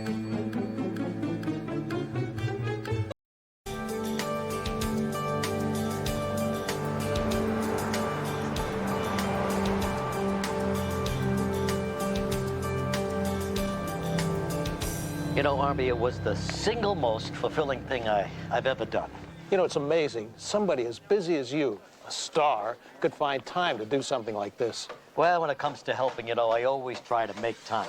Say, did anybody get any photos? I'd love to have this in tomorrow's column. It's a great idea. Listen, talk to my publicity people. They've got glossies they'll never use. Great. Okay? Thanks, Darren. Thanks, Army. Thank Good you. luck to you. Bye. All right, bye-bye. Wish he'd leave me alone. What a jerk. Places, everyone! What would you like me to do with this? Give it to Joyce. Hey, welcome back, Darren. See you again. How was your vacation? How are you? Well, hi. How are you? Good to see you. 30 seconds. Great to see you. Boy, you look terrific. Thank you. I feel great. You know, we've got to negotiate more vacation time next time around, don't you think? Right. How's Jack and the kids? They're good. They're good. Maddie got a cold, of course, the first day out. Really? She's still struggling with that, but everybody's fine. Sounds like little Maddie needs some of my special cookies. She loves those. That would be so sweet. You know, I think she gets sick just so you'll bake some for her. Oh, really? How was your vacation? Yeah, good. Well, you know me. I like to putter around the house. You do? I'm the best at puttering. Nobody putters like you. Third horses. Take a hike, everybody. Thank you. 10 seconds there. Have a good show. Got it, Tom. Thanks. February sweeps, Darren. Come on, those Nielsen families are watching. Let's get it. Ladies and gentlemen, here they are, Darren and Mary live.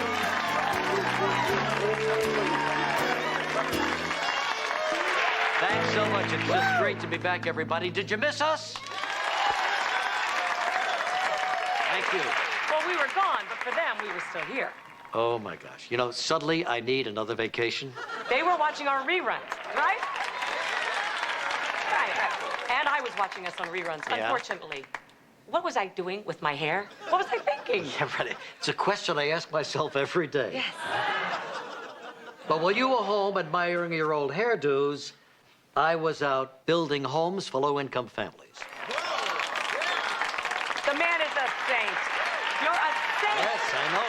Ladies, you're going to love this. I actually survived the fabulous Tone Up Spa out in Tucson. But I'm not, wait, excuse me, I'm not finished. And it happened to be one of the most deeply rewarding, satisfying experiences of my life. And your Nobel Prize is in the mail, okay? Can I get on with this? Let me tell you about the training. It was 7 hours of hell. I had to climb. I had to run. I had to leap tall buildings in a single bound. I'm telling you, Darren, the Navy SEALs do not train this hard. It's unbelievable. That is the difference between us. What? She indulges herself. I choose to give back. And so do I. 2 inches off the waist. Oh, Get it over there.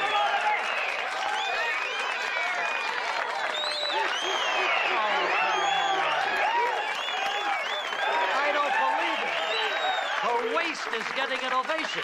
And you expect us to believe that you actually built this house? Please, don't you mean you visited this house? You took a picture, a photo opportunity? And you expect us to believe that you actually sweated off those pounds? Yes. Don't you mean you had them surgically removed? Excuse me? Come on, her face is so tight you can play a drum solo on it.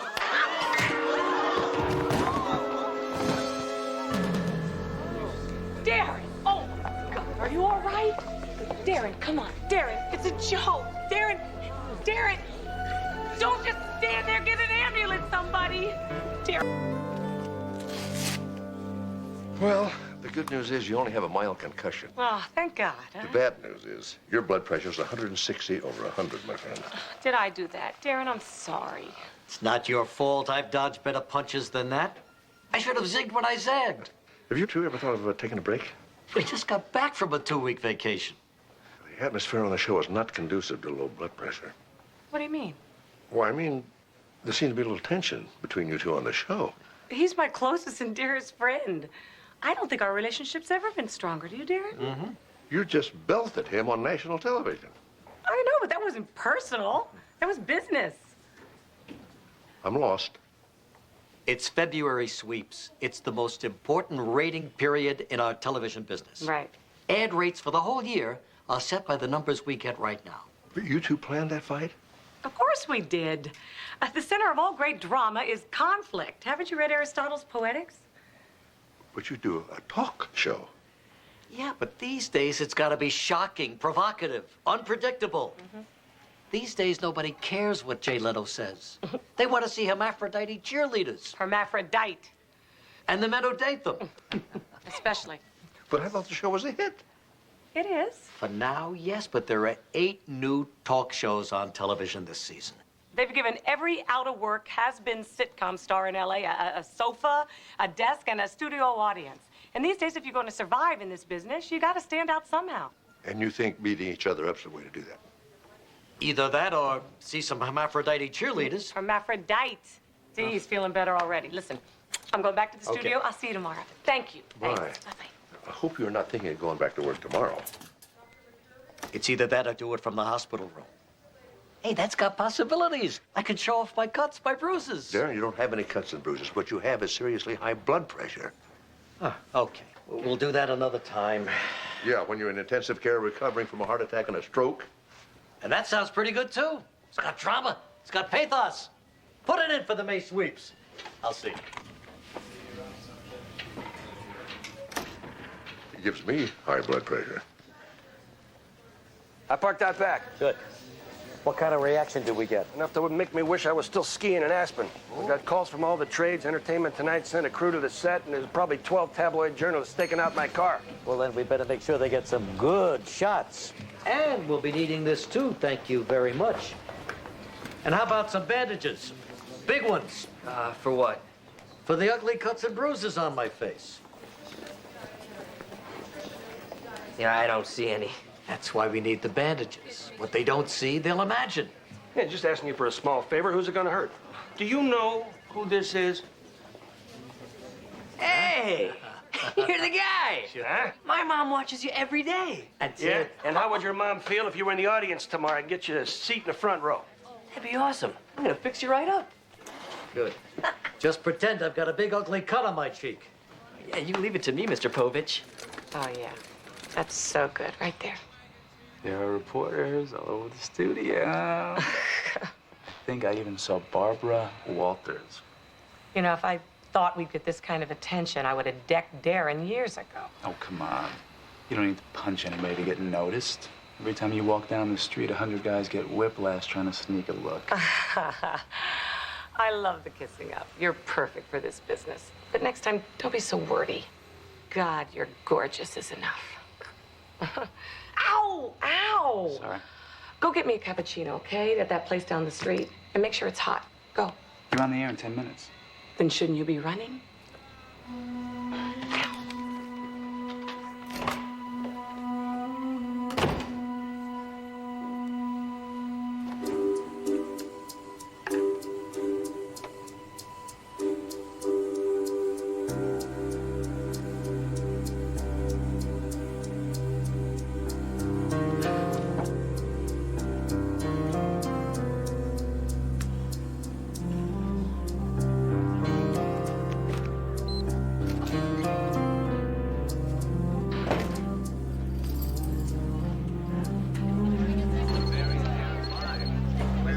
All right, if we want to get your shots, folks, your cameras stay behind ours. Our show comes first, not yours. Hey, who let those bottom feeders in here anyway? I did. As long as they're on the lot, why don't you ask another Nazi to whack you over the head with a chair? Hey, my show's past that now. Yeah, well, then have them smash you over the head with a couch. Oh.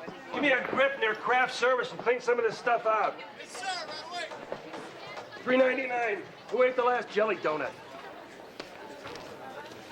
Was that Julia Roberts I saw in the hall? Mm-hmm. She's doing my show today. Really? Uh-huh. It's a daytime exclusive. Well, you know we've been best friends ever since I did her movie.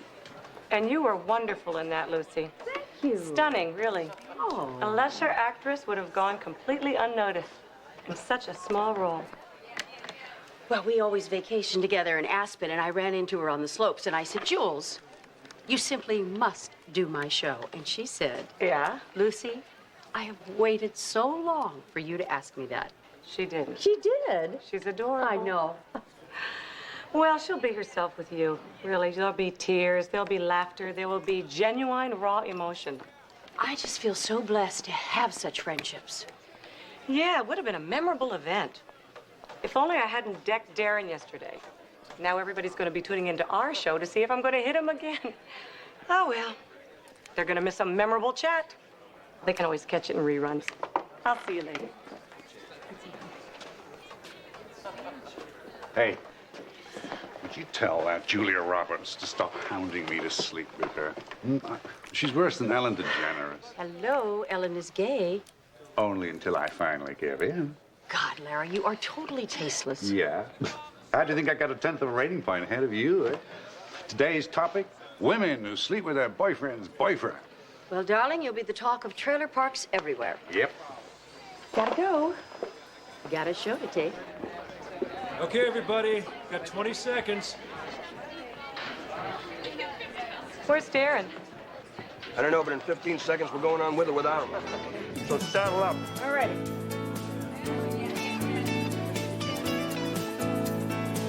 Where's Maury? Ladies and gentlemen. Is he still married to Connie Selleck? Darren and Mary live.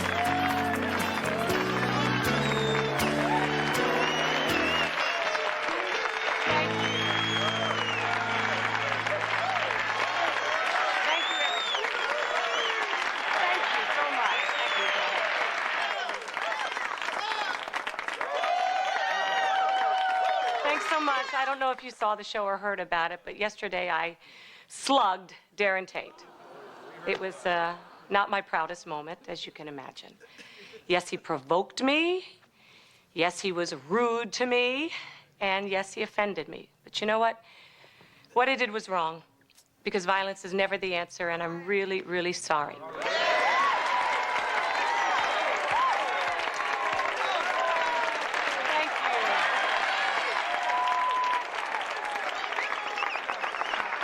Talk these things over, right? If Darren and I have done anything well over the years, boy, can we talk. Can we talk? No, I'm very proud of that. I mean, through all the arguments and through all the years, the one thing we have never, ever, ever done, and that is hold a grudge against each other, right? Thanks. I think that's important. So there he is right now. Darren, come on over here. You deserve some of this, too. Give me a hug.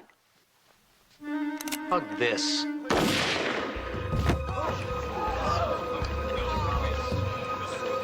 Come on, the moment's over. Get up, Mary. Stand back, let me throw him a doctor.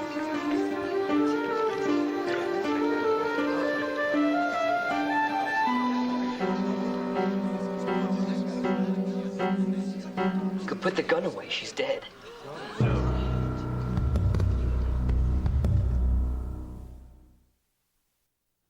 Come on, Mary, please. Get up. Mary. Mary. For honesty, try and stay out of sight.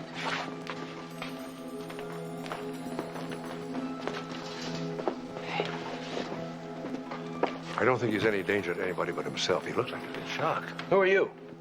I'm Darren's doctor. Takes me 6 months to get an office visit with my doctor, and you show up at his workplace on a whim? No, because your feed was picked up by every television station in Los Angeles. Every station? How about the networks? The networks have it yet? I won't have that man's grief turned into a ratings event. Tom, I've been toying with an idea kind of like this. We get a couple of rival gang members on the show, and then accidentally we unplug the metal detector. What do you think? Get him out of here. Talking about what? Who? What's the problem? Hey, okay, guys, then what's the suit, all right? Ah. Darren? Stand back, Mark. This thing's got real bullets in it. Kind of assumed that. I didn't. You thought you were shooting blanks? It's supposed to be blanks. Mary loaded the gun herself this morning and left it for me in her dressing room. Mary did? Yeah, sure, look, this is her gun. But this whole thing was a rating stunt? You were going to pretend to kill her? Only she was going to pretend to die, and now she's pretending too well. Darren, who else knew about this stunt? I don't know. Tom pitched it to us. He thought it was a great idea. That should have told us something right there. Blanks I thought was a great idea. Real bullets never came up in the meeting. Darren, let me help you. Mark, look, she was my partner. I loved her. Now I've killed her. It was a tragic accident. Darren, you know how she felt about you. You think she could rest knowing that you were suffering because of an accident? Give me the gun.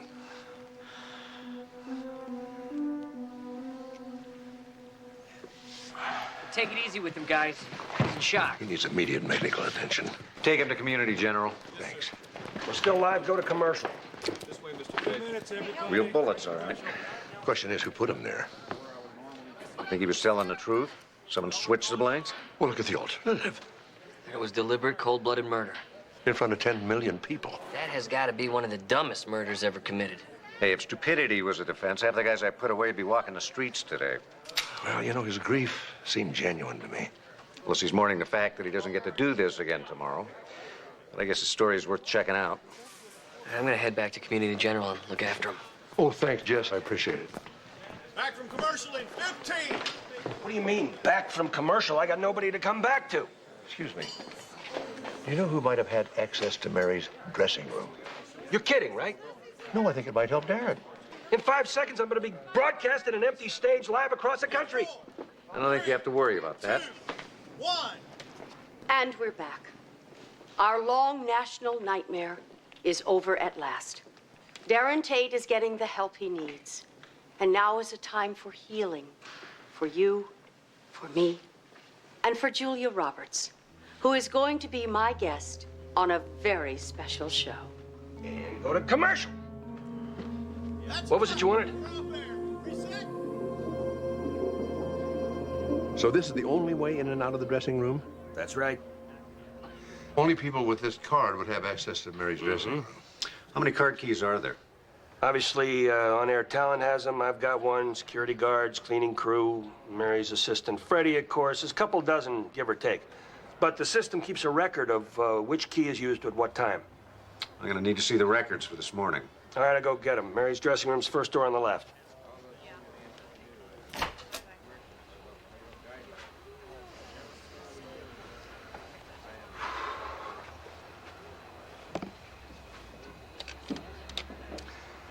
You know, I haven't been in that many gun stores in my life, but I never heard of one that sold bullets by the handful, blanks or otherwise. Yeah, if she loaded it in here, there should be a partially filled box of shells. I don't see one. Well, maybe she brought it in loaded. Well, would you want to take the chance of being caught with a loaded gun in your car? No, I wouldn't, but I wouldn't arrange to have myself shot on national TV either. Also, search her house. Well, this is interesting. What'd you find? Absolutely nothing. Oh, yeah, that's mighty interesting. Well, everything's been erased off this hard drive, including the operating system. I'll take it back to the lab. Maybe the computer geeks can retrieve something.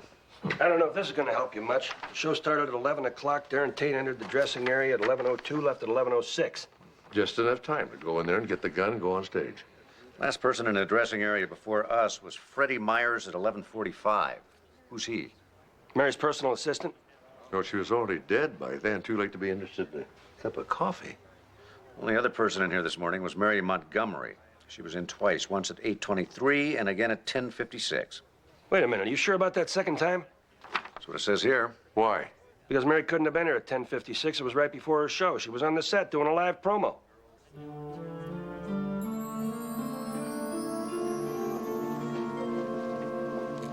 Yikes. I haven't seen a reading that high since my mom cooked a corned beef in the pressure cooker. And I deserve it. I shot Mary. Well, you didn't mean to. No, I didn't mean to, but I picked up the gun, I aimed it at her, I pulled the trigger. No, I'm totally innocent. Now, do you have any idea who might have switched those blanks with real bullets? Everybody loved Mary. You know, except maybe Larry Duggan. Yeah, I heard him screaming at her last night. I think he even threatened her. Wow, are you sure? Yeah, I'm positive. You know why? Because it happened right after her big fight with Lucy Caruso. Yeah. I don't suppose she threatened Mary also. Yeah, she. Now that you mention it, so did Tom Grant. Did she get along this well with everybody? Oh, she was an angel. Angel. Angel.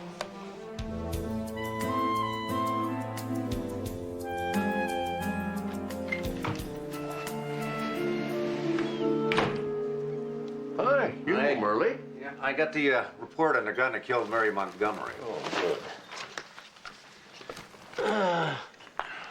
38 caliber, made by Miami Munitions in Florida, sold to. No fingerprints on the bullets. Why would he wipe his fingerprints off the bullets? Erase any connection between him and the gun, I guess. Well, it'd make a lot more sense if he hadn't killed her in front of 10 million people. Or if someone else switched the bullets. Undoubtedly the same person that stole Mary's card key. Wasn't in her purse or on her body. Yeah, I just know that something in that laptop's going to be a lot of help. You talked to the computer guy? Yeah, they're working on it. They're going to call me here. We also have an APB out on Freddie Myers. He was Mary's personal assistant. He was in the room after she died. Maybe he erased her hard drive right after he erased her. Oh, good. Let me know as soon as you find out. You know, I so rarely express my appreciation to you for all the things you do for me. I'm going to make you a nice steak lunch. I appreciate that. Thanks. Red on the inside, black on the outside. Right on.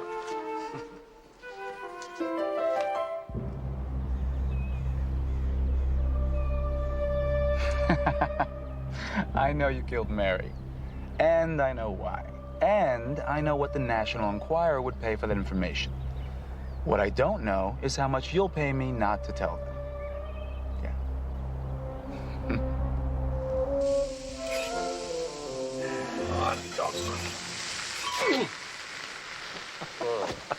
Well, I got more. It's burned anyway.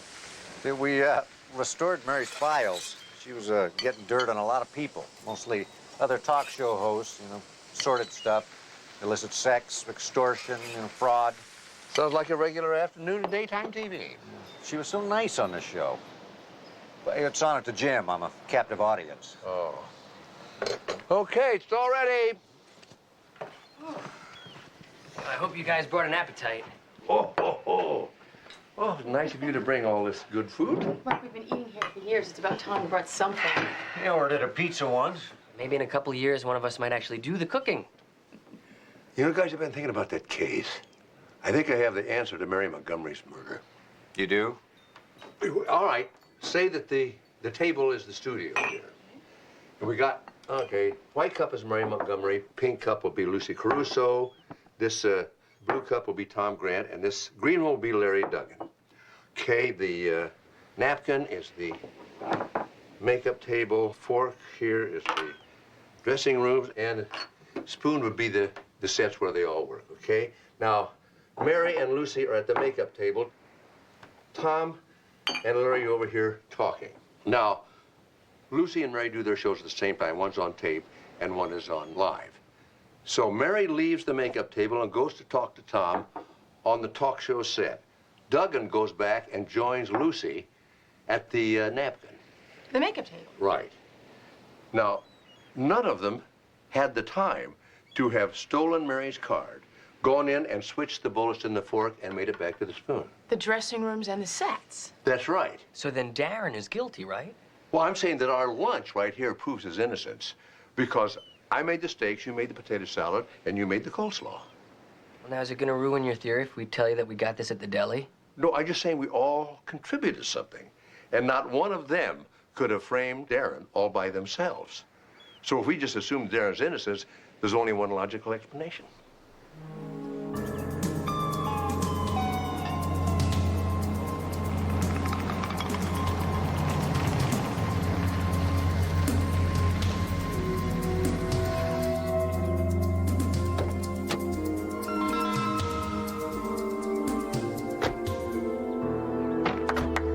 Yeah! Let's have a big round of applause for our special guest tonight. Can we just get this over with?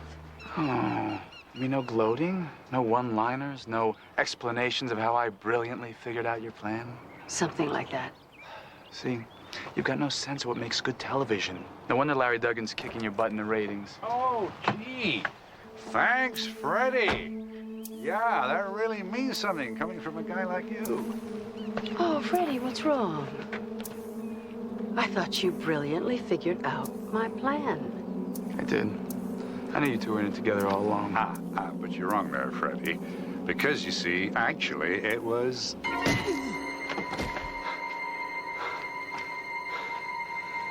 All three of us.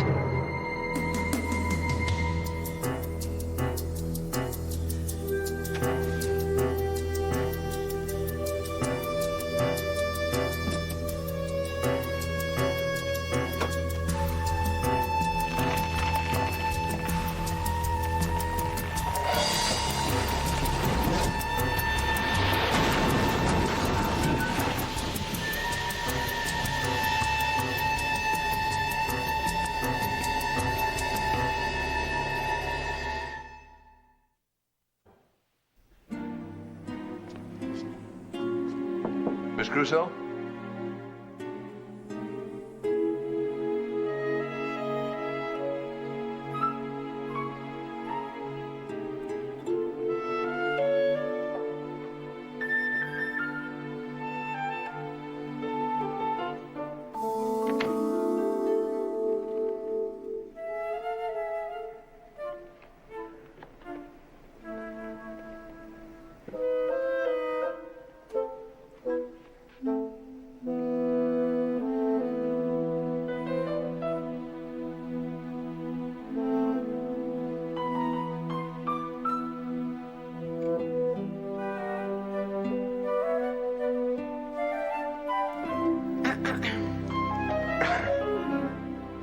Good look on you. I'm sorry. There's something about wigs. They're like hats. You see them, you gotta try them on. Don't try to ingratiate yourself with me. I'm grieving. Oh, I'm sorry. I had no idea. Uh-huh. You just snuck past security. Show up at my makeup table just to try on my wigs? If you want an interview, you're going to have to wait until I'm done mourning my dear friend. And then you'll have to wait your turn. Well, I'm not a reporter. I'm a doctor. Oh, you sweet thing, you shouldn't have. I didn't. You know, Deborah is so devoted to me that if I show the slightest discomfort, she overreacts and calls the paramedics. Well, what is wrong? My foot. It feels like I impaled it on a railroad spike. Well, want me to have a look at it? Yes, please. Oh, thank you. Fluff, I go on in 5 minutes. I don't want Jane Seymour to think I have flat hair. No, this is nothing serious. It looks like you've got a little splinter in there. Do you have a pair of tweezers? Oh, yeah. This isn't going to hurt, is it? No. Okay. Just take a second. Gentle. Oh, still.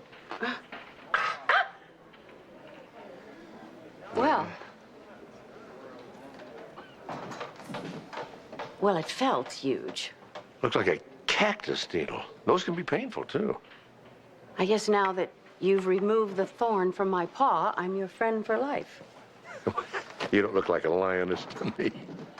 You didn't see me reduce Jean-Claude Van Damme to tears. Well, would you do that? People don't watch television today just for conversation. They want raw emotion. They want revelations. Maybe like finding out that a celebrity is a slumlord. Not Jean-Claude. No, you. Mary found out about it and entered the whole thing in her computer. Fluff. You said you were a doctor. Well, I'm also a consultant with the police department. You left that little part out. There is no way that I can keep track of all my investments, but I'm absolutely certain you are wrong. Everybody knows how concerned I am about the underprivileged.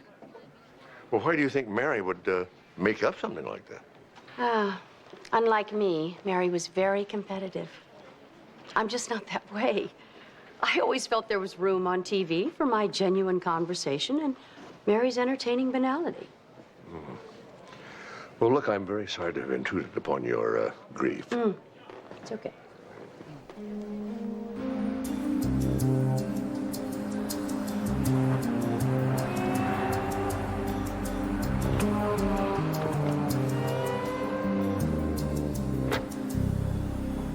Come to watch Larry's show, Detective? Not unless you've installed metal detectors. We don't need them. His guests today are men who've been neutered by their wives, literally. Bobbit Mania hits suburbia. Real cutting-edge TV, huh? How much did their agents pay you to book them? Kickbacks went out with the $64,000 question, but I guess the LAPD training manuals haven't been updated since then, have they? I understand the going rate's $1,000 a guest. And I expect it takes a lot of guests to keep that urban assault vehicle of yours running. There's nothing wrong with taking gifts from close personal friends. You know, Mary Montgomery kept an extensive list of names, dates, and amounts from your close personal friends. Well, the truth is it's just standard industry practice. We're all just slick infomercials anyway. So it wouldn't bother you if I went public with this information? Not a bit. Then why do you look like you're ready to throw up, Tom?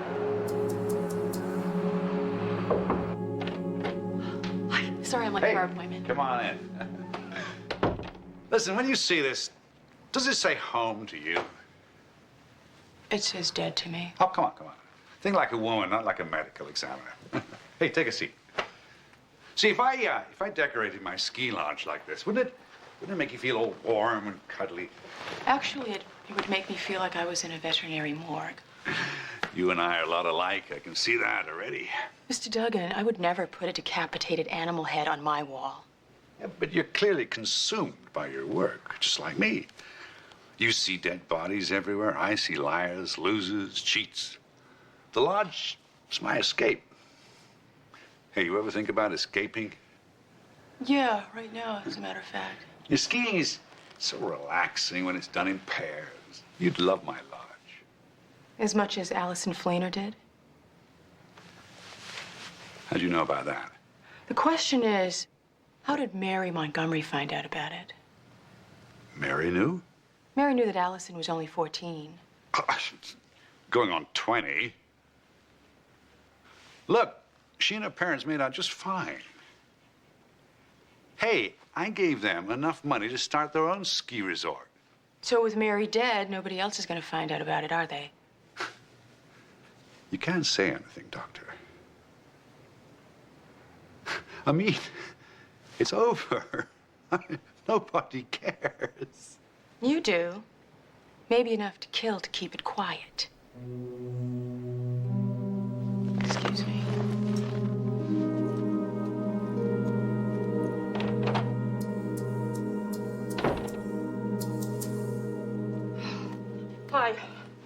I thought I'd like skiing, but if it involves moose heads, count me out. What is Larry Duggan, a taxidermist? His office is filled with dead animals. He thinks that if he decorates his lodge with moose heads, women will ski right into his bed. Pass me the tomatoes. That's a show I'd watch. What about Allison Fleener? Well, Duggan said he paid off the girl's parents. He certainly doesn't want anybody else to find out about it. Tom Grant didn't want anybody to know about the kickbacks either. Did Duggan say where his lodge was, Amanda? No, why? Well, I saw a postcard at the television station that Lucy Crusoe had sent to her hair lady, and it was from Aspen. Grant has a ski rack in his car. Won't be hard to find out if they were together in Aspen recently. You know, I bet you're going to find out that they spent their vacation there and plotted a murder. Sloan. All right, thanks. CHP just found Freddie and his car at the bottom of High Cliff Drive. Oh, boy. Don't even think about it.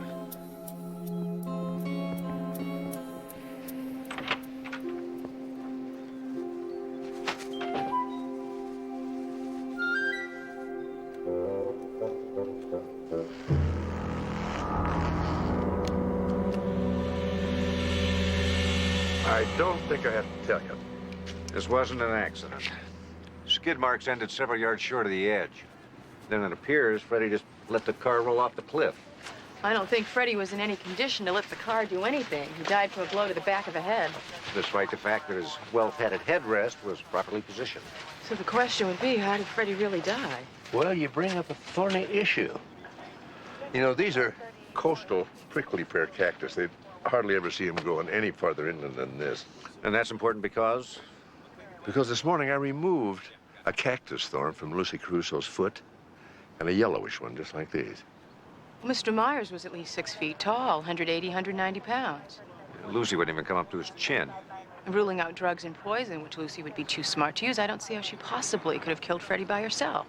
Much less manhandled him into the Explorer. No, she couldn't have done it alone. She had to have help. Specifically, Larry Duggan and Tom Grant. But why? What did the three of them have against Freddie? Maybe wanted to replace Mary. As a talk show host? As a blackmailer.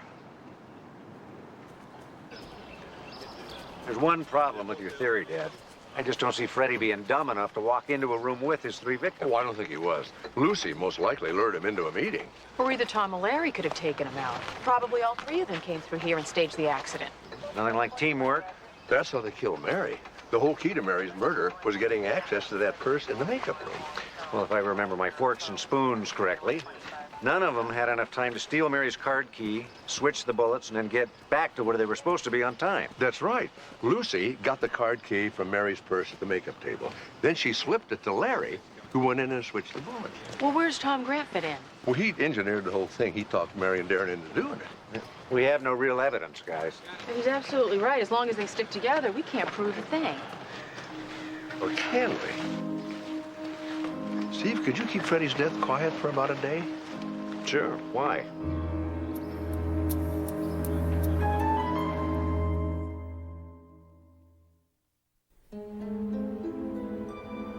They released you? Insufficient evidence. Can you believe it? No. I mean, the whole world saw you shoot her on television. That seems like a lot of evidence. Yeah, but my fingerprints weren't on the bullets, so the cops released me. I mean, why would I wipe those bullets and then kill her on national TV? Yes, why? But it's great to have you back. Oh, yes, Darren, because we were all so worried that you might not be back. It's going to be awfully tough going on the air without my Mary. But I'll find the strength somehow. Okay. Thanks. Yeah. Oh, goody. Yeah, now the cops are going to be looking at us. Especially when they find Freddie's body. Looking at us. Why? They don't have any evidence, remember? Hey, he's right. We're covered. All we have to do is stick together. Oh, God, can you imagine the ratings Darren's going to get now? And here he is, Larry Duggan. Hi, and welcome back to the Larry Duggan Show, where today we are discussing high-rise workers who made it to the top on their backs. Yeah. I have a question for Bernice. In the 17 months that you worked on that building, did you ever once actually lay hands on a tool? Honey, that is a stupid question. That's right. That's right. I agree. That was a stupid question. Bernice, what do you think of men who seduce underage girls? They ought to be drop kicked, sweetie, right off the 23rd floor. How about off the air, Bernice? That is not today's topic. Yeah, well, maybe it should be. Maybe your audience should know the truth. Hey, I could use a little help here. Security. Hey, hi, Larry. What's your show going to be about tomorrow? Thank you, How talk show hosts kill to hide their past. If I were you, I'd try to cut a deal with the police before the others do. Get off. I mean, he was a companion, a friend, a confidant. And you were just 7 years old when you saw him get run over by a truck. Oh, it was the pits. Oh, I can't even imagine the pain of seeing this adorable, cute little dog crushed under those huge wheels. I thought I was here to plug my book, you dingbat. I mean, what a heartache that must have been. Finding your loyal, trusting, innocent little friend splattered all over an unforgiving asphalt. If only you hadn't thrown the ball right then. Yeah, how about the heartbreak of people living without running water or heat? In buildings that are infested with rodents. Well, of course, that's terrible. Buildings that you own. What? How could you do that to those poor people? Cut! Security, please. Can I have security? Will you throw this man out, please? Thank you very much. Is that true? Of course not. I have deeds and documents signed and dated by you. Show me those papers. Let him go. Give me those. The police know everything. Whoever talks first could walk free. You dingbat. Turn the cameras on, please. I want this taped. I want everyone to know the awful truth. You do? I want my audience, everyone, to know how I was used by a dishonest business manager who duped me into signing those papers. And that is the danger of investing your trust in the wrong person. Sloan knows. Sloan suspects. He doesn't know anything. Relax. No, he knows. I'm sure of it. He's probably on his way to the police now. We've got to do something, and fast. Lucy. I've got it. We'll kill him. Yes, we've already committed 2 murders. How many times can they execute us? And Sloan thinks we'll crack. Are you saying I'm cracking? No, I'm assuming that vein throbbing in your forehead is a fashion statement. You'll have something throbbing out of your forehead, just like Freddie You're did. worrying Don't you- about nothing. If he had anything, we'd be in handcuffs. Oh. Yes, Cindy. The district attorney is returning your call on line 2. Tell him he's mistaken, thank you. Hey, what kind of a deal did you cut? You just couldn't wait to sell us out, could you? This is good. Let's all turn against each other exactly the way Dr. Sloan and his friends are hoping. Ha, can't you see? That's the point of his little stunts. So what do we do? Yeah, what do we do? Give him someone else to concentrate on. If we all stick together, he can't touch us.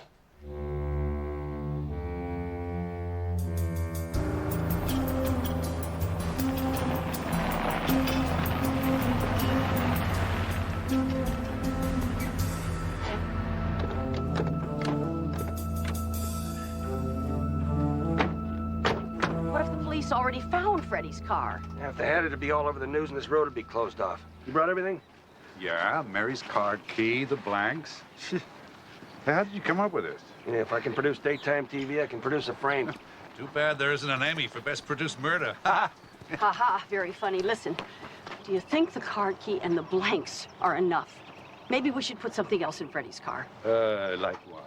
A typed, unsigned confession? Larry's right. If we plant too much evidence, they'll know what's up. Assuming they ever find the wreck. Oh, maybe we should have picked a shorter cliff. Yeah, they'll find it, then they'll figure out what we want them to. Yeah, the Freddie Myers killed the better half of Darren and Mary. The greedy half.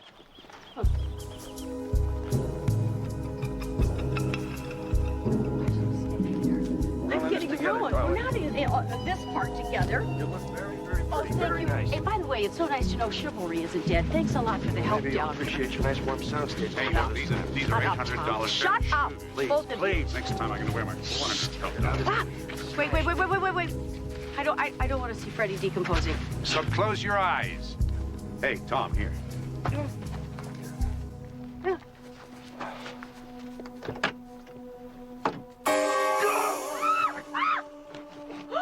Afternoon, folks. Whoa! Great job, Tom. You produced us right into jail. Let me. Dr. Sloan, this is what it looks like. We were just, trying to find our friend Freddie. Oh, right where the killers left him, huh? No, really. Dr. Sloan, you don't understand. We had a very strong bond with Freddie. Honestly, Oh, nice save. What are you gonna do next? Confess? They made me do it. Oh, that's just great. Hey, aren't you the one who said if we all stick together, they can't touch us? That's just what I was counting on. You were trying to turn us against each other. You can't deny that. That's why you released Darren and pulled all those stunts. Oh, come on, Tom. You're way too smart to fall for an old trick like that. No, besides, if we're really trying to split you apart, I like to think we were a bit more subtle about it. So you didn't want me to inform against the others? Well, it really wouldn't have done us much good.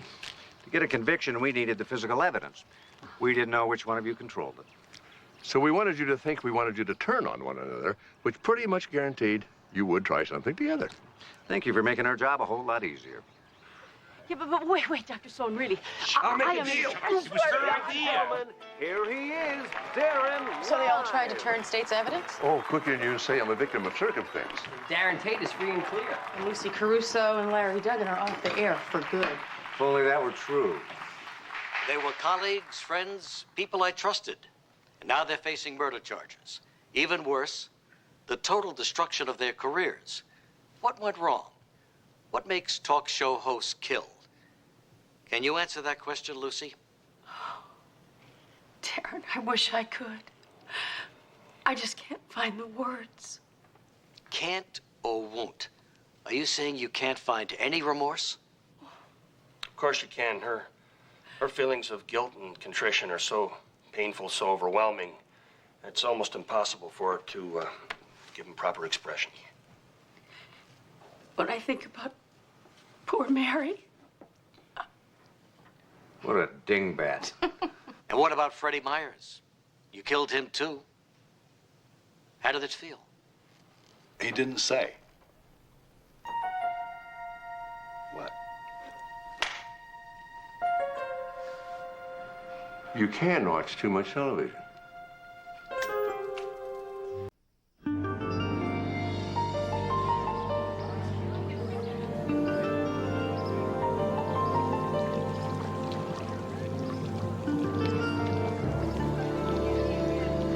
Lisa?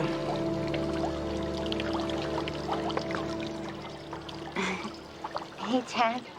Hey. You know the prom?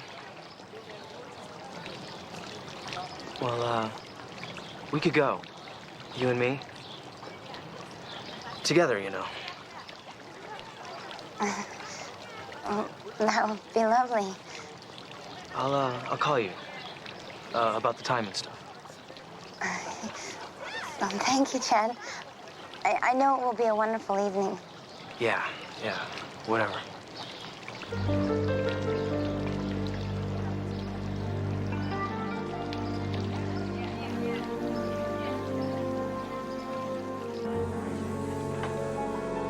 That was so sweet of you, Chad. Are you happy now? My happiness is not a factor here. Yours and Lisa's all I care about. My senior prom, and I have to take the biggest zero in the class. Oh, she is very nice and desperate not to leave high school without becoming a woman first. You must be kidding. Just close your eyes and dream about being in Stanford Red, scoring the winning touchdown. Your oh-so-proud parents watching from the stands. Of course, that would require passing trigonometry. You said you'd get those answers. The test is next week. You'll have them in plenty of time, I promise. I can't believe you're making me do this. I'm not making you do anything. You always have a choice. Except when you pass trig and it comes time for the prom, don't you stand her up. It could be very dangerous breaking a promise to a woman.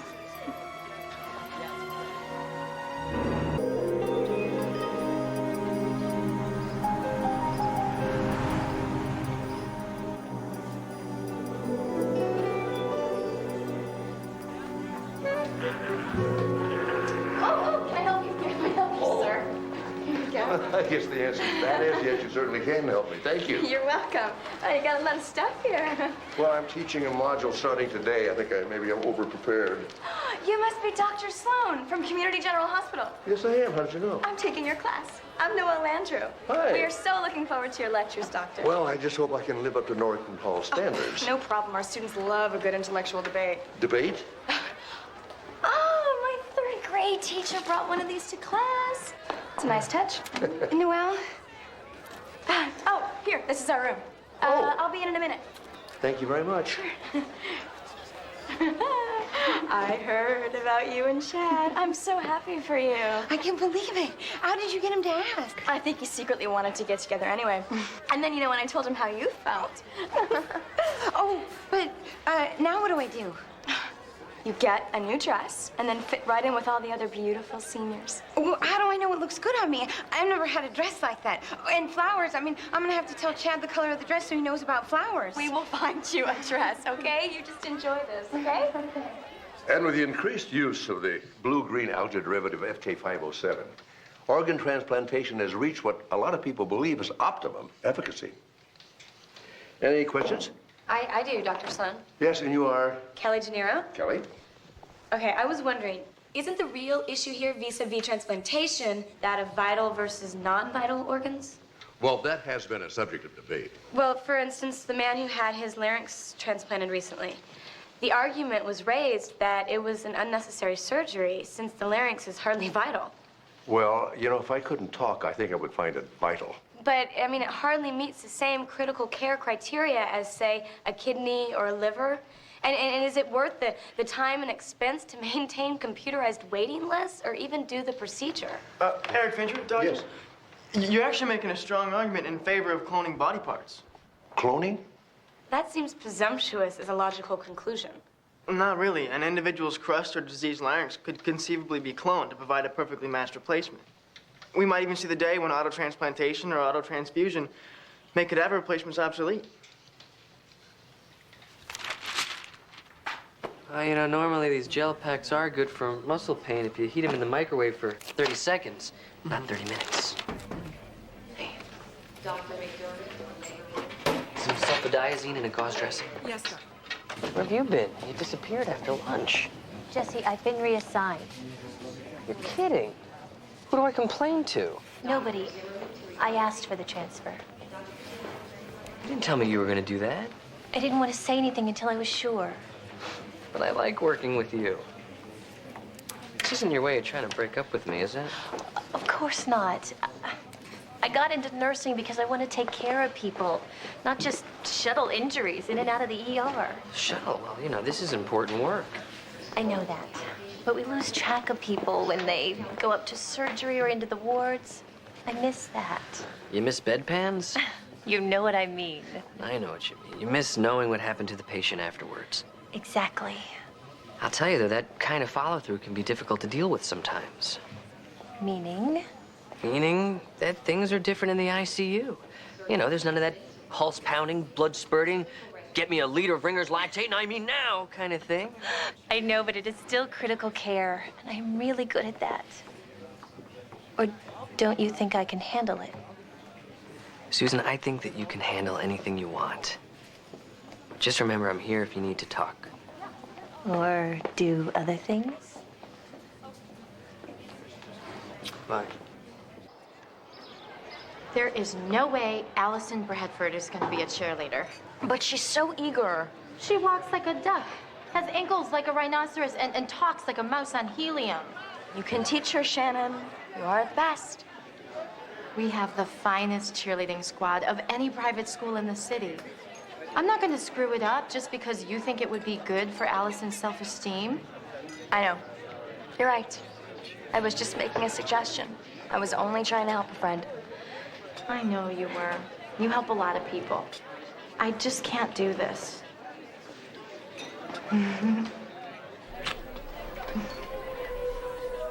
Is everything all right? Everything's terrific. So how is the guest lecturer? Total dullness. Oh, that's too bad. I have his class next hour. You and Kelly were so charming in that lecture, debating your little hearts out. You're a perfect couple. It'll never happen. Yes, it will. Oh, Shannon needs her bike fixed. Why doesn't she ask me? Because she doesn't know it's broken. And she can't get you the one thing that you want the most. I can. You can?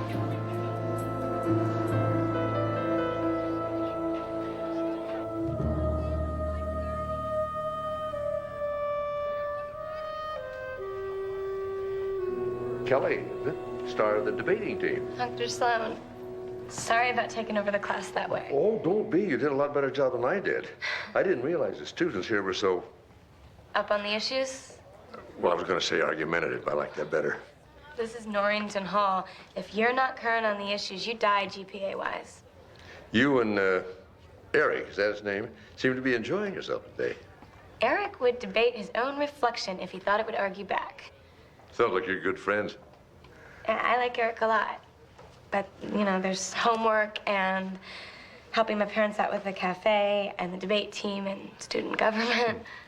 Your parents own a cafe? Not everybody has a rich father. Sit down. Put your head between your legs. Now take a very deep breath. Very slowly. Take your time. There. Okay? Oh, I'm a little embarrassed. Oh, don't be. Do you have anything to eat today? Uh-huh. Yeah. I always pack too many oatmeal cookies. No, it's okay. No, don't argue with the doctor. I'll give you another boring lecture. I know. I need to slow down and get some sleep. Mm-hmm. And I want you to come into Community General for a complete checkup. I don't have time. Sorry. You know, maybe I better take another cookie for later. Here you go. You know, Kelly, what you need to do is not skip meals. And you should arrange your schedule so you have more time to rest. And maybe schoolwork being the first priority, you shouldn't work at the cafe anymore. My parents can't afford to hire any more help. Not if they're going to put me through school. Look, thanks for the cookies, Dr. Sloan, but I know how to handle my life, and you don't.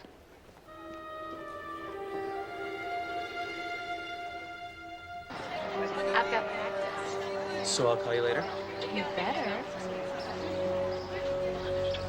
You get a burger or something. Shannon will do the right thing. But trials are next week. If I don't make it, my life is over. Don't worry, Allison. You deserve to be a cheerleader, so you will be one. You're a bigger dreamer than I am. Be patient. I promised, didn't I? And I always keep my promises. Wow, well, are you okay? Don't worry. I mean, Dr. Sloan just panicked.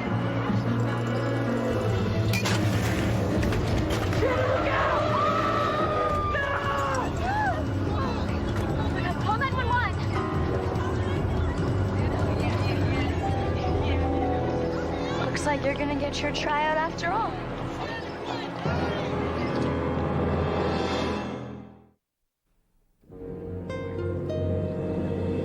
Yesterday, we took a look at the scientific basis for cloning. Today, I thought we might discuss some of the ethical debate that's surrounding that subject. No. You've been here 2 days, and all you've talked about is transplant this and cloning that and fetal tissue, whatever. Shannon died this morning. How does that fit into your ethics? I want to tell you something about doctors, Chad. We don't know very much. And what we do know, we learn by accident. In emergency rooms, battlefields, overcrowded wards. Little bits and pieces of information the human body sees fit to give us from time to time. Then how do you ever know how to treat someone? By taking those observations and really making a leap of faith that what we're seeing is true. You're talking about crossing your fingers and guessing. Real scientific. Medicine's as much of an art as it is science, Chad. And it's going to take both to give us any direction for future research and treatment. That doesn't have anything to do with Shannon. She doesn't have a future. I think it has everything to do with Shannon. Medical science would say she had a massive head injury, which herniated the brain, destroyed the brain stem, and led to a cessation of life-sustaining functions. That's cold. What about medical art? That would be Shannon's doctors using new techniques to reverse the irreversible. And then using what they learned to help the next person. Shannon's still dead. I know, it doesn't even make any sense. But it will, Chad. I promise you all that. Shannon's death is going to make a difference.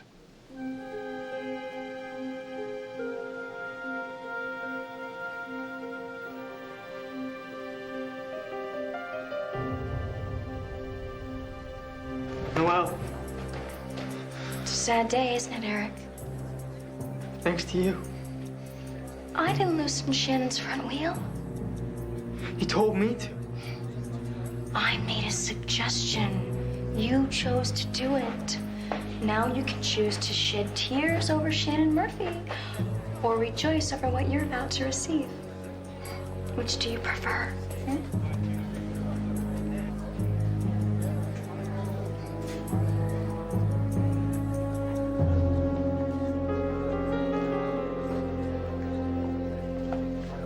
Hey, Susan. I've been looking all over for you. Then maybe you and I can go grab some. What's wrong? Leave me alone. What happened? Nothing. A patient. Did you lose one? Yes, I lost one. Are you happy now, mister? Follow through can be hard. Hey, stop that. Come here.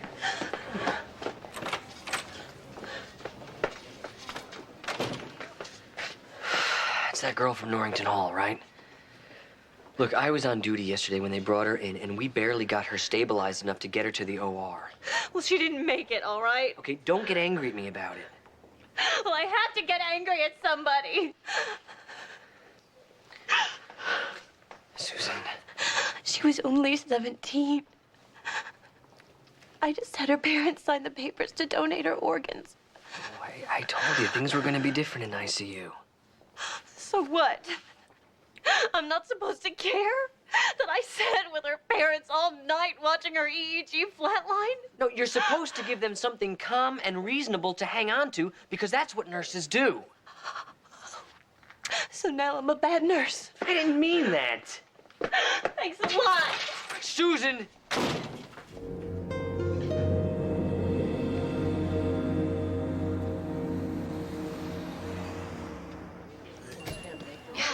George, what are you doing looking at a menu? You've had the same thing every day since I was 3. Dr. Sloan. Hi. Hi, would you like to see a menu? No, thanks. You know, I came here to see how you're doing. And? You look fine. I like to stay busy. Well, I'd never doubted that.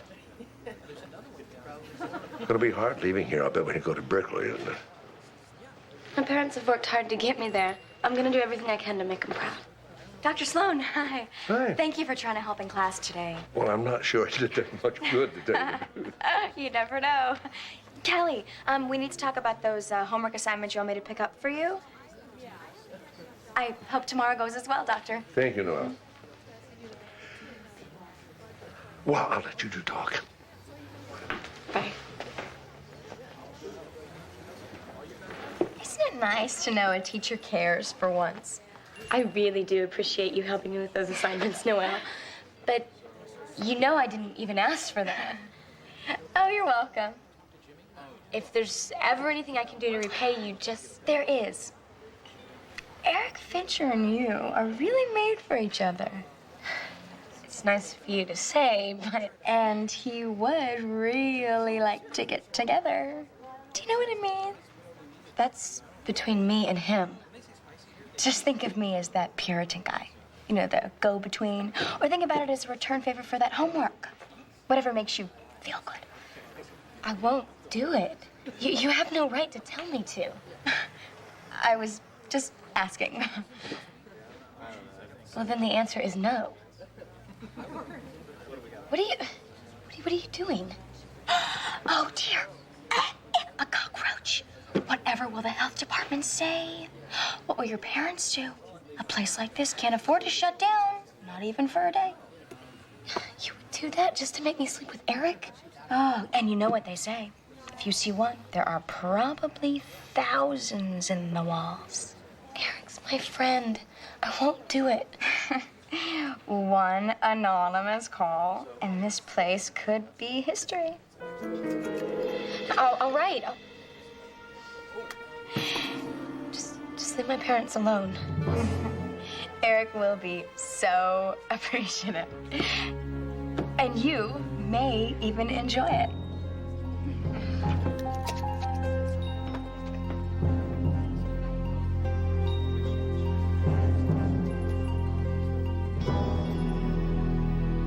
The heart is dilated and pale, consistent with ischemic heart disease and cardiomyopathy. Hey, Amanda, can I, I'm sorry, you're busy. I'm never too busy for you. Thanks.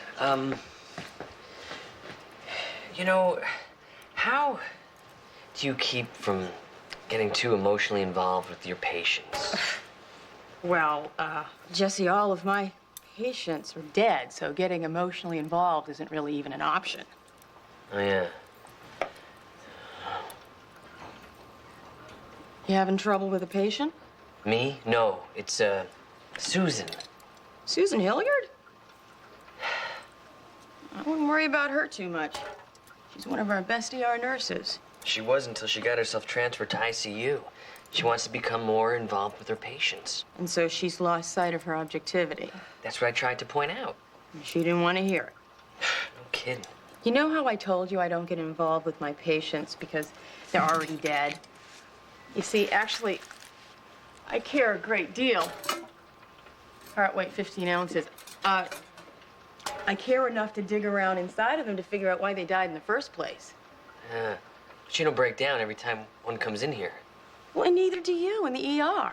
I think that we prove how much we care by how well we do our job, not by how many tears we shed. And I think Susan's lost sight of that. She's forgotten for the moment. How do I help her remember? Jesse, you have to find a way to show her that there's something beyond her own pain. Thanks, I'll try. Okay.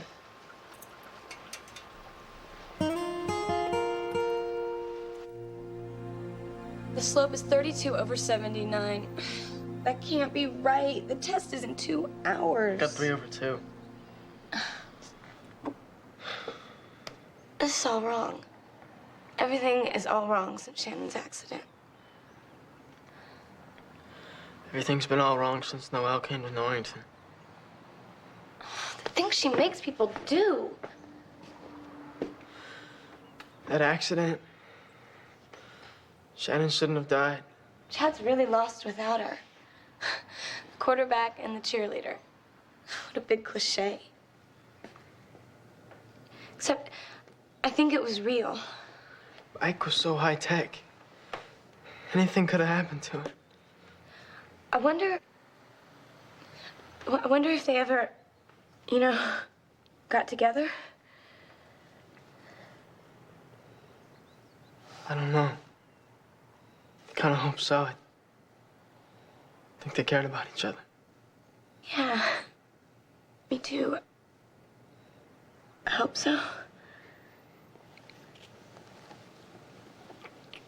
I can't.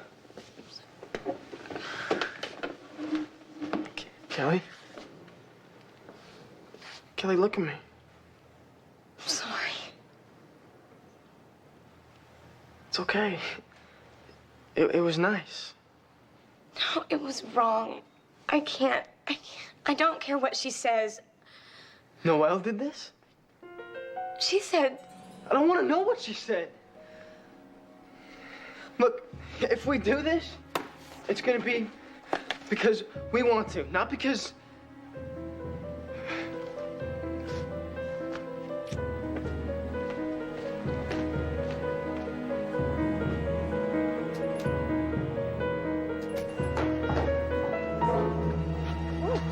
Difficult morning, Eric? How could you do that? What exactly is our common point of reference? Kelly. You're welcome. No, nothing happened. Oh, dear. She let you down. She let us both down. How unfortunate. I don't want you doing me any more favors, Noelle. Kelly and I will find our own way. No more favors. Not for me, not for anybody. You're finished.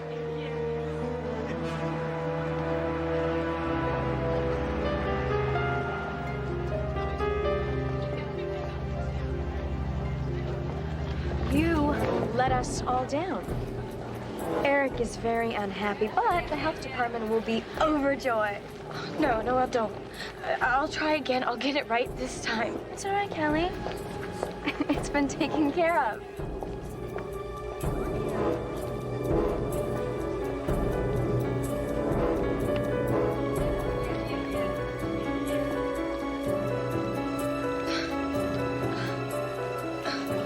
Shelley, are you all right? What is school? Your parents? No. Somebody help! Okay, man, get up! We need help over here! No! I'm a doctor.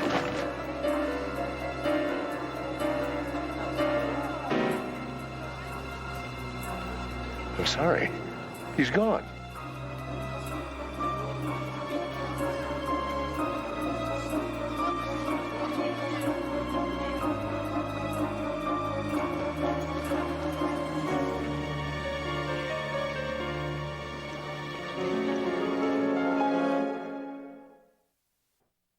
He died of respiratory arrest. No, that doesn't help us much. I know, but the mucous membranes in his gastric system show shrinkage and decay. That sounds like formaldehyde poisoning. Exactly. So I ordered a complete tox screen. We should know more in a day or two. Maybe something happened in the school chemistry lab. He wasn't taking chemistry. He was murdered. And I think Shannon Murphy was, too. Steve, could you do a background check on one of the students, Noelle Landrew? You think she's responsible? What I think is she makes me very nervous. And that makes her a murderer? Humor me. Why should I stop now? Thanks. You know, it just makes me so mad. These kids coming in here so young, all that promise wasted. I know. And 2 in 1 week. Mark, your students must think that this is a terrible nightmare. No, I know it's real, all right. It's just, you know, they don't know what to do with the knowledge. Wish it were just some way to make them see. You know something? This might be a good time for a field trip.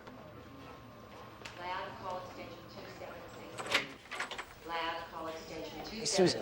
Hey, how come you haven't returned any of my pages? We are busy with patients in the ICU, or hadn't you heard? You know, let me tell you, a couple of years ago, a guy was brought into the ER. He was a young guy, about my age, and, well, he'd been in a car accident. The nurse and I, her name was Carolyn, we lost him. Then we got him back. And then we lost him, and then we got him back. And we must have worked on the guy for about an hour or so. Till finally, he crashed one too many times, and, well, you know. Yeah, I know.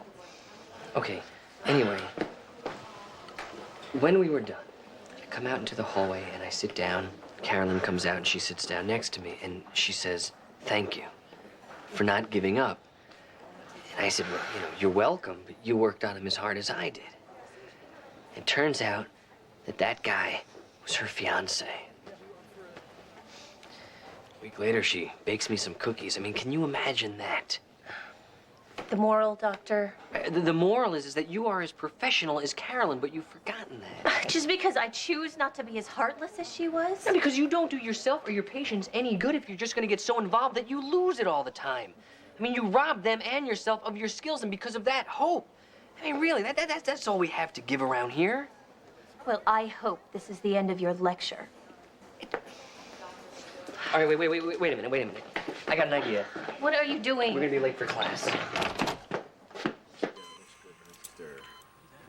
How's the pressure holding? It's good. It's 110/7. The patient's name is Charlie McDonald. He's a senior at St. Agnes Academy.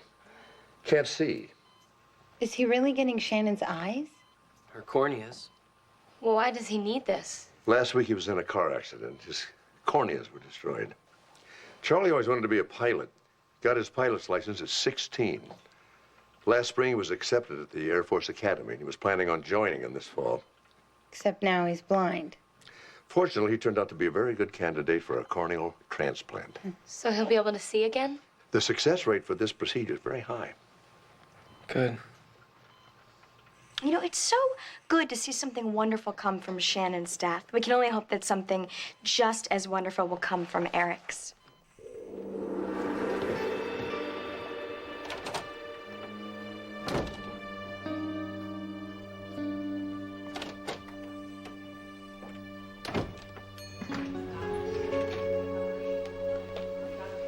Hi. Have you seen one of my students around? No. Why'd you lose one? Sorry. Did you find anything on Noelle Landrew? Yeah. She was orphaned when she was 5, and because she had no other family, she became a ward of the state. Grew up in a foster home. But she didn't last anywhere longer than 6 months. All her file would say is Noelle became a disturbing influence on the existing family dynamic, whatever that means. probably means she learned how to manipulate people at a very early age. Well, she manipulated the court into giving her adult status when she turned 16. She dropped out of public high school and 1 week later enrolled at Oakley. There were rumors that she was extorting money from the other students. And nobody could figure out how. All the headmaster at Oakley would say was that it took a lot of work and a lot of counseling to put the school back together after she left. My God. Last year, she was at Trade Winds. The headmaster there wouldn't say anything, but I did find out there was 1 suicide and 2 near-fatal accidents while she was there. And nothing they could connect to her. But they were very glad to see her leave. This is one scary young lady. And we don't even know what she's doing, really, or how, or why. I think I better find Kelly Gennaro.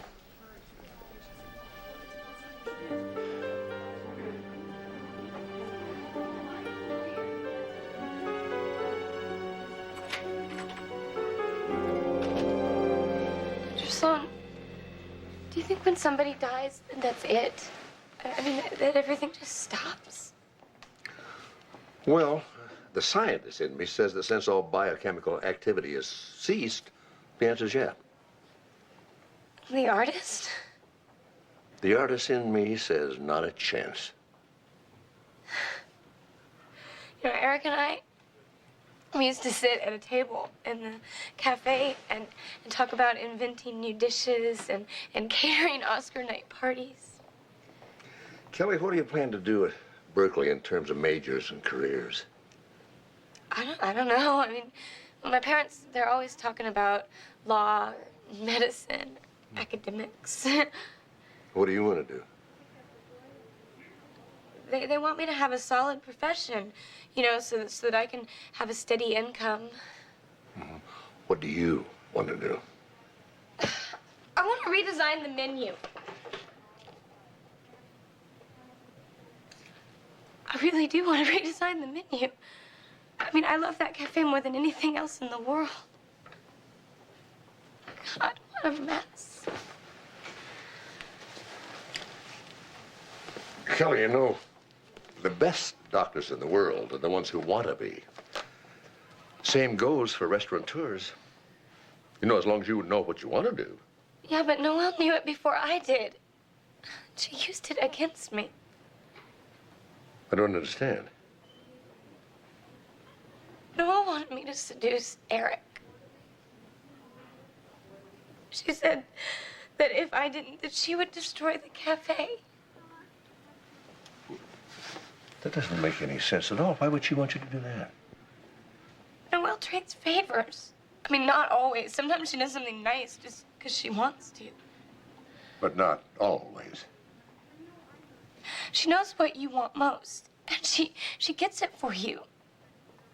If you do something for her in return. Only this time I didn't do what she wanted, and now Eric's dead. Kelly, you have to tell me exactly what happened. That's the only way we're going to stop Noelle.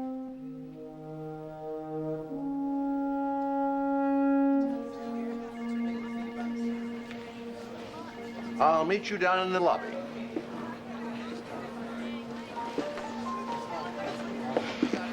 Thank you for pulling me aside, Doctor. This is a profound experience for all of us, even if some of my classmates are a bit queasy. How many of those classmates do you own? I beg your pardon?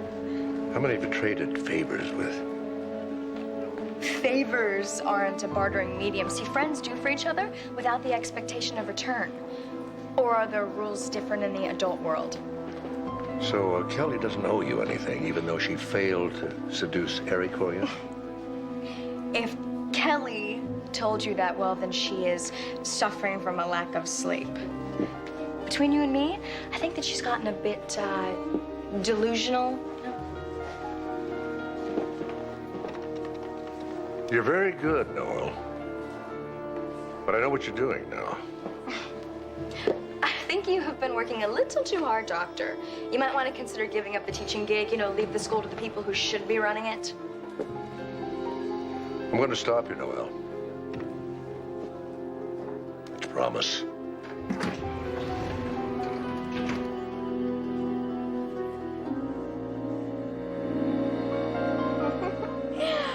Oh, in distress always think they can count on the gallant knight to rescue them from a dragon or an evil troll or a wicked witch.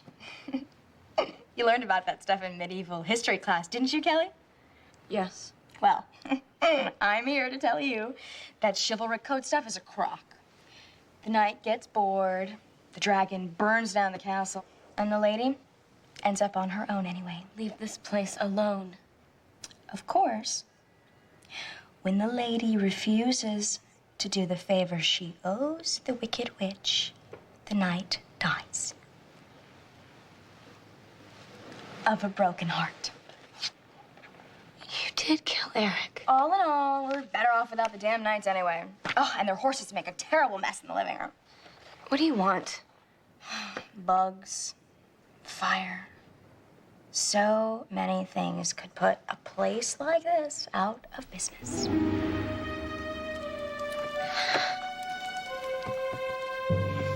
What do you want? Put a dropper full of this into Dr. Sloan's coffee. I can't. Of course you can. All you have to do is make a choice. Dr. Sloan or your family. It's not that difficult. Not even for you. There are no knights in shining armor, Kelly.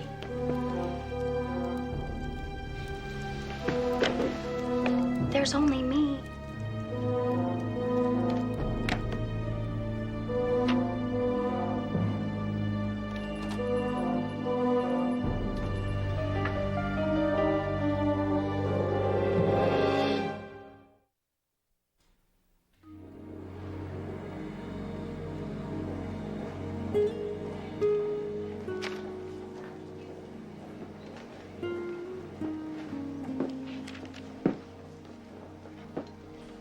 Hi.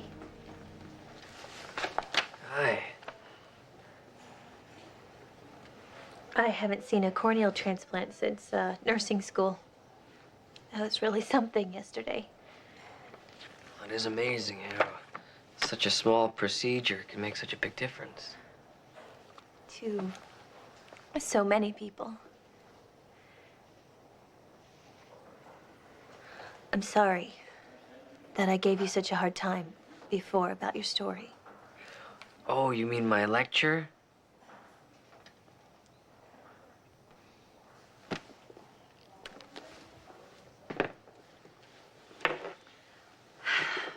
The nursing administrator's ready to kill me, but I asked to be transferred back to the ER. Are you sure? I'm not running away, if that's what you think. Well, no. Yeah, I mean, the thought crossed my mind. Don't get mad at me. How could I get mad?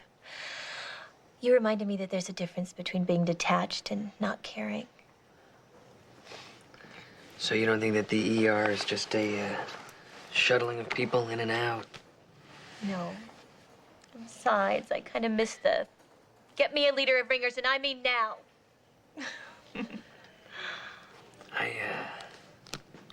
I miss you.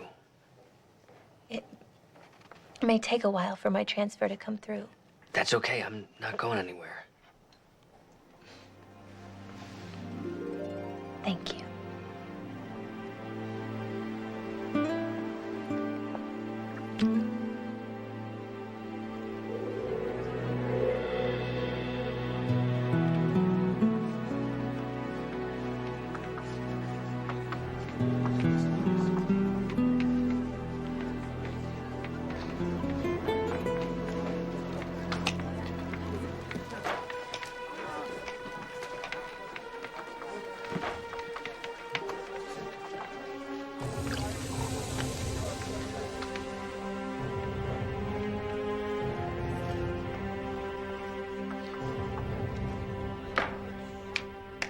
Morning, everybody. Morning, Doc. Thought you'd like to know that our friend Charlie is doing very, very well. We sent him home this morning. Is it always that fast?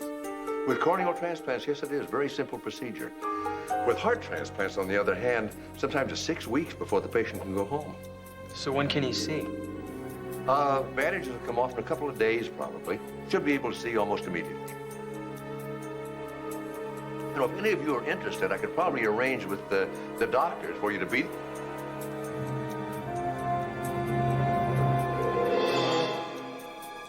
there when the...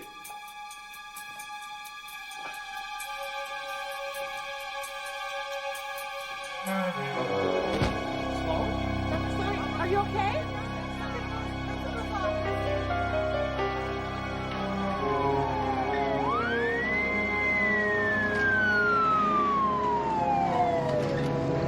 Hold it.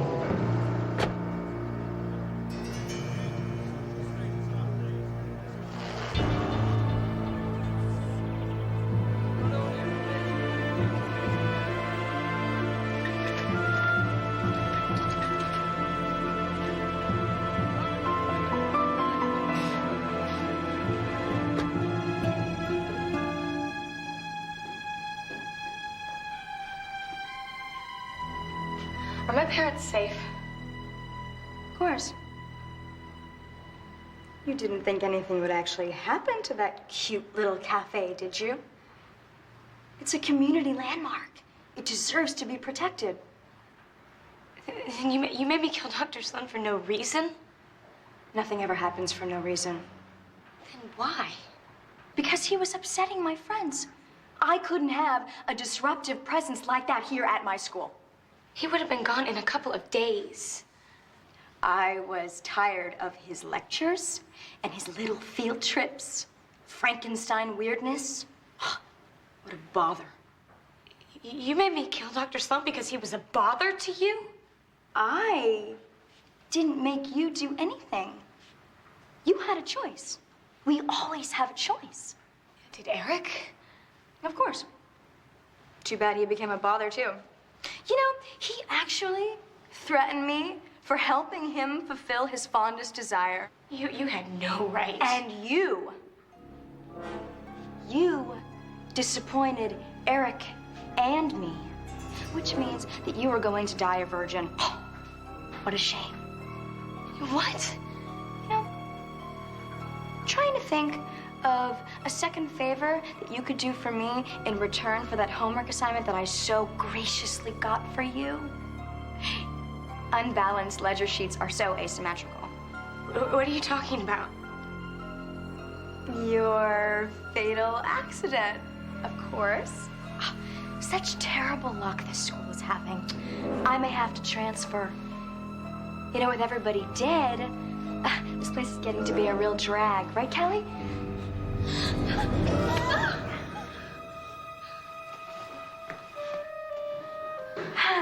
Nice to see you fully recovered, Dr. Sloan. Kelly gave me the vial last night. Formaldehyde, the same thing you used to kill Eric Fincher.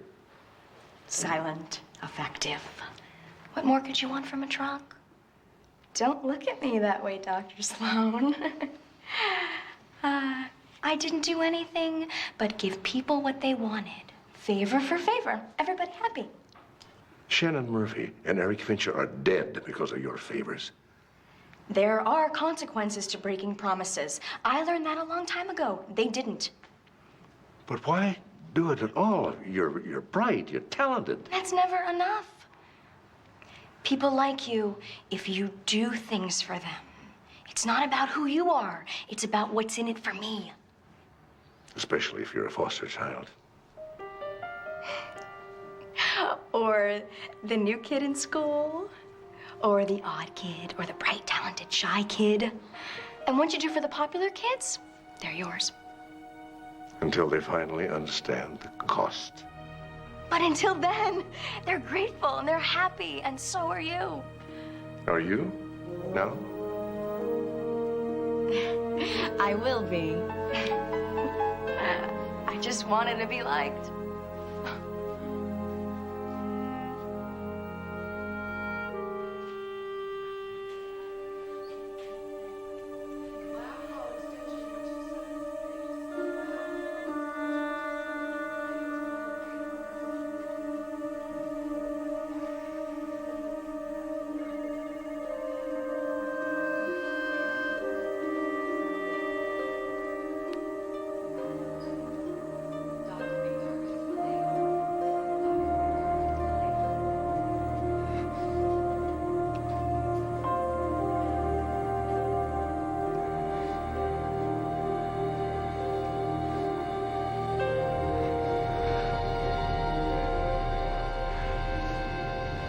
You take care of her eyes, okay?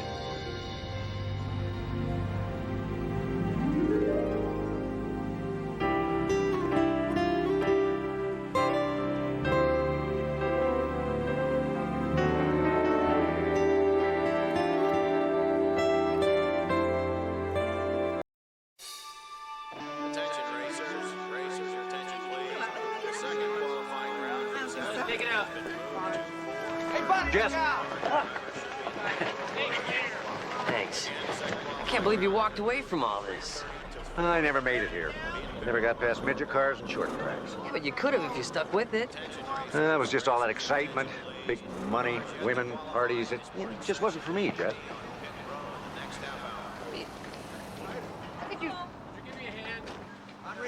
Steve. Hey, Eddie.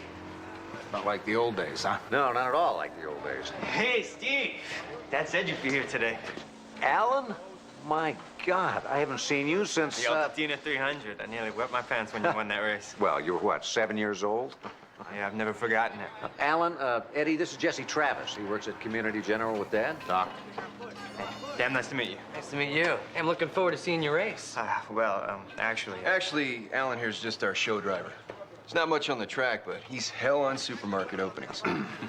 This is Matt Thomas, our lead driver. Yeah, I just do publicity stuff. Yeah, Alan here reps us at all our car shows and flea markets. But maybe someday he'll get a shot at racing. Maybe. Hey, we gonna qualify today or just yak? Alan, why don't you take Steve and Jesse up to the owner's box? You anything like that guy when you raced? Only when I won. So I was a sweetheart most of the time. Next car to qualify, car 51, driven by Matt Thomas. Let's go for it. Team racing out of Torrance, California.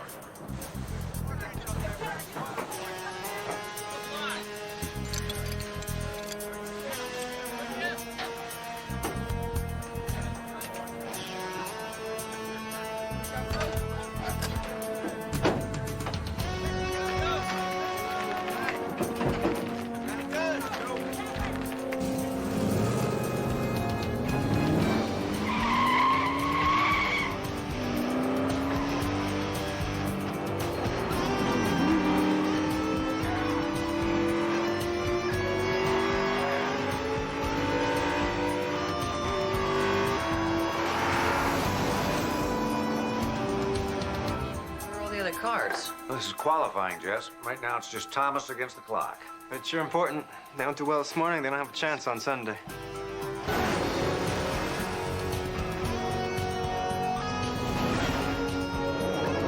Drop the hammer on the straightaway, Thomas. I want that pole position. Take it easy, Eddie. You'll get it.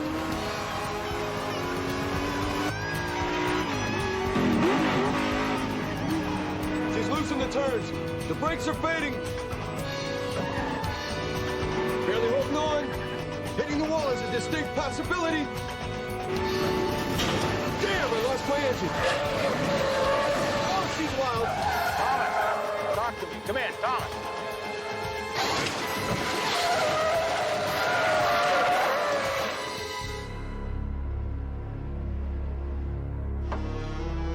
It's another reason I quit racing. Dr. Travis says there's no bone injury, just a little soft tissue damage. Your driver's gonna be fine. But that is rotten luck about your engine. According to Eddie, they've had a lot of rotten luck lately.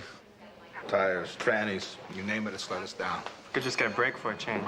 Eddie, I came as soon as I heard. How's Matt? Don't worry, Miss Egan, he's gonna be fine. You know Marianne? I treated her husband a couple of years ago, thrombophlebitis, wasn't it? Speaking of treatment, could I get an aspirin? This is your lucky day. We've got a sale on aspirin. Right this way. You know, Paul Egan and Egan Racing, I didn't make the connection. Paul loved the team, so I kept it on as a kind of memorial. However, if I'd known what I was getting myself into... Oh, I can imagine. You know, the happiest day of my life is when Steve said he gave up racing, but don't tell him I said that. Marianne, don't worry. Your driver's in very capable hands, really. Oh. Ouch! Ow! Hey. Where the hell did you get your license? One of those Caribbean diploma factories? Sorry. You know, there are no breaks, no muscle damage. I'd say your initial diagnosis of a mild sprain was right on target, Dr. Travis. Thanks. What are you, a bone specialist? I'm a pathologist. But like a coroner? Wow, what a shame. Such a pretty lady spending all her time with dead people. How about a live one tonight? I have a live one, thank you. Well, I'll say 2 years old and more energy than a Why don't you get a babysitter? Come down to the race on Sunday as my guest. We can discuss energy. I can't drive Sunday. Yes, you can, if you're very careful.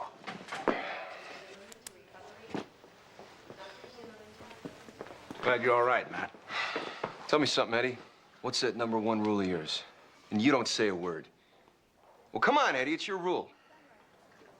The driver can't do it if the team doesn't do it first. And what the hell did your team do with that engine? It wouldn't have blown if you hadn't over-revved it. Oh, right. The engine's my fault. Just like every blown tire and busted brake line's my fault. My crew chief here is just an innocent bystander. You do not know what you're talking about, Yeah, Dad. You do not have to take this. Let's get out of here.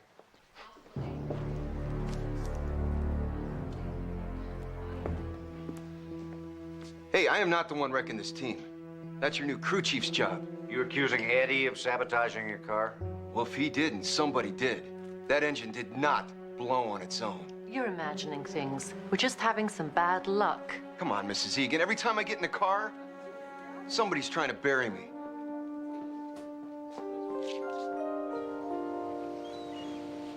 All right, just look at their stats. The Egan team's average start is 6th. The average finish, 3rd. Overall points, 1st. I mean, Fireball Roberts would die for these numbers.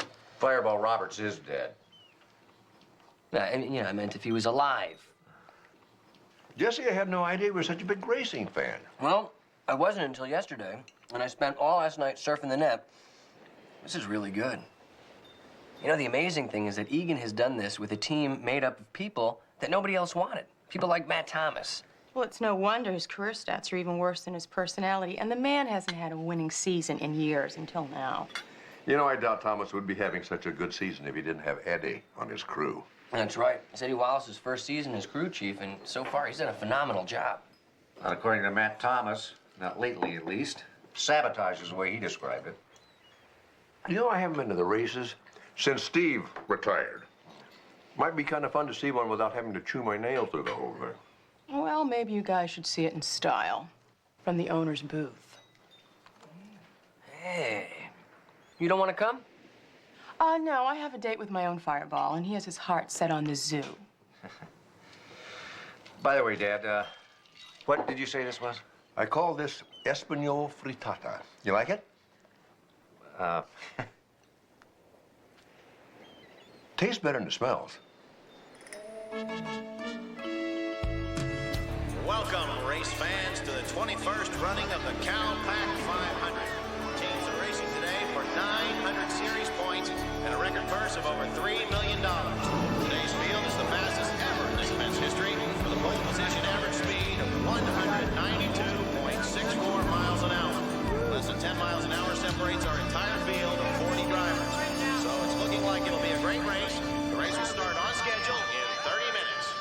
Hey, Steve. Hey, Jess. Where's your dad? It's in the garage, wondering where you are. Oh, I kind of got distracted. Nice hat. Isn't it?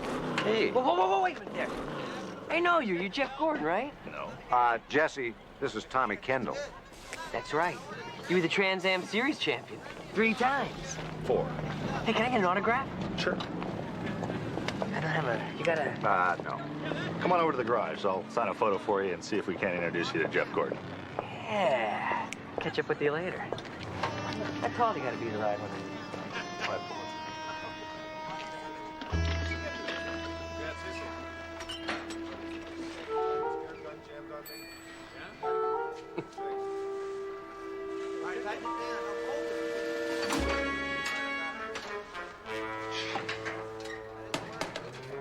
Dad, that's all right. Just put it down. Some vehicle. Yeah, for $170,000, you can have one just like it. I thought they were stock cars. Nothing stock about them. Custom built from the ground up. Tell Alonzo I'm personally good for it. Okay. Thanks. No problem. Tough day, Eddie. Nah, not really. Our tire supplier suddenly decides he wants cash payments. Lloyd, our engine guy, has disappeared on a parts run, and I don't... George! Whoa, where you going? You're a backup driver, remember? Even if Thomas doesn't show, it's too late for me to substitute. I'm gonna find some place with air conditioning and cold beer. George. What, is Thomas missing? Nah, he just likes to make a dramatic entrance. Copy that, Alan.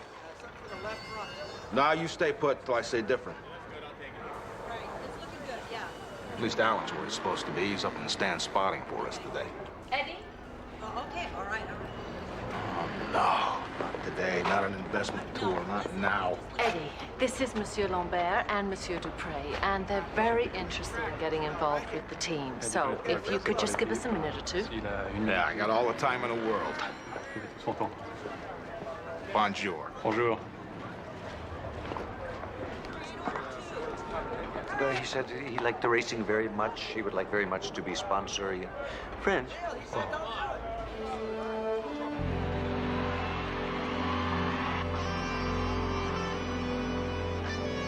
No sign of Thomas yet, Mrs. Egan. Il y a un pilote qui n'est pas arrivé, là, apparemment. Ça va commencer à poser des problèmes. Don't worry, gentlemen. He hasn't missed a race yet. You know, it's pretty exciting being up here. I don't know how I managed to talk you into giving it up. As I recall, it only took about a year, with you on one side and Eddie on the other. One of the few times in your life you ever listened to me, and I'm not so sure I was right. Oh, you were right. Hey, guys. Who wants a hat? Look at that. Hey, you meet Jeff Gordon or rob him? Oh, I met him. And I met Dale Earnhardt and Ricky Rudd, Terry Labonte. Really nice guys. Seems like they liked you, too. Oh, yeah. They even gave me an official Team Egan racing watch. It's got a little checkered flag that flashes. See? Oh. There he is. Ah, ça y est, c'est lui. Ça va commencer.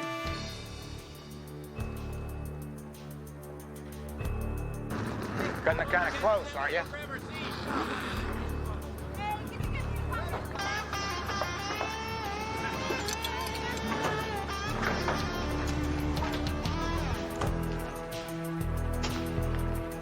Attention race fans, welcome to the 21st CalPAC 500, where 40 great drivers are about to mix it up.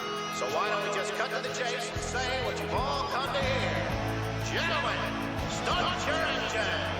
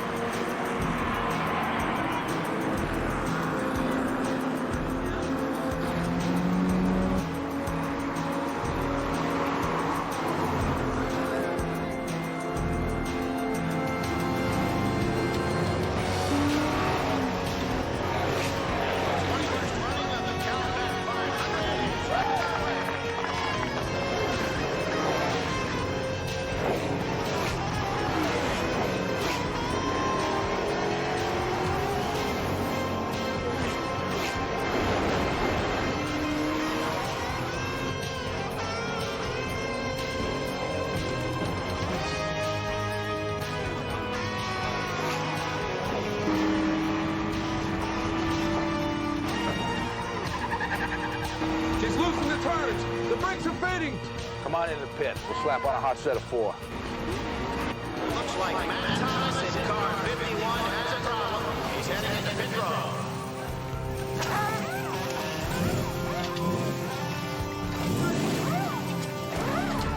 Are they changing tires already?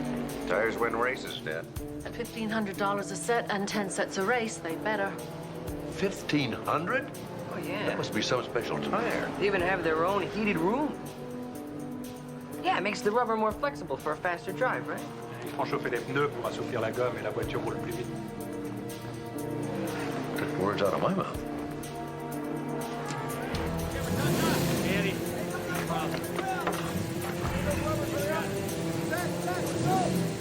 Change them all out. Check the lugs. Now, go. Go. We're losing time here, guys. It's better than losing a tire at 200 miles an hour.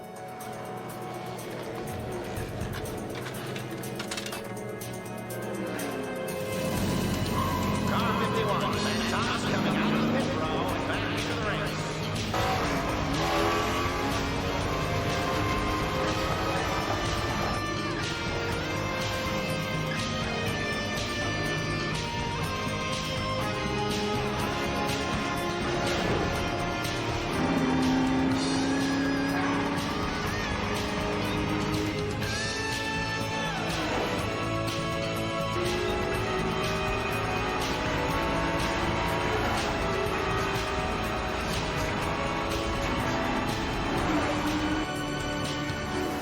Heads up in the booth.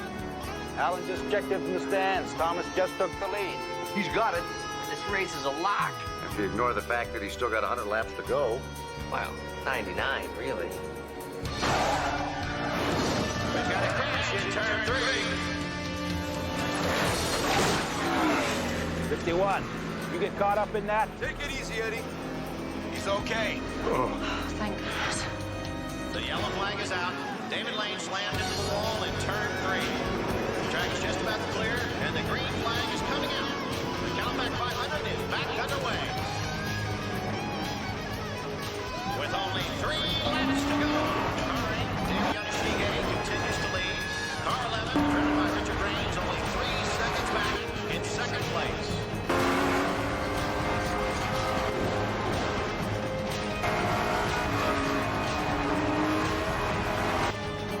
Matt Thomas passing and into second place. Matt Thomas, car 51, continuing his incredible run.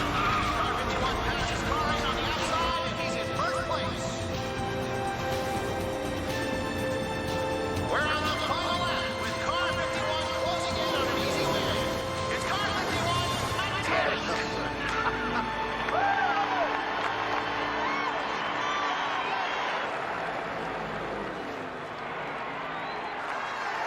Damn! The brakes! The brakes! Here's Wild. Matt's got a problem. Hitting the wall! Matt, you copy. Matt!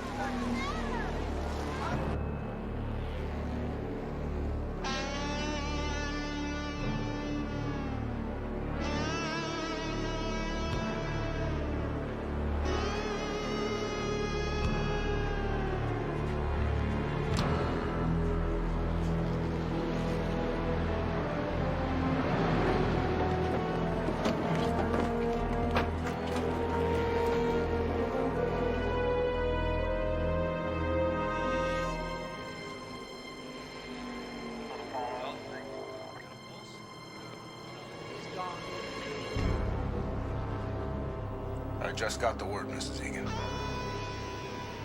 Matt Thomas is dead.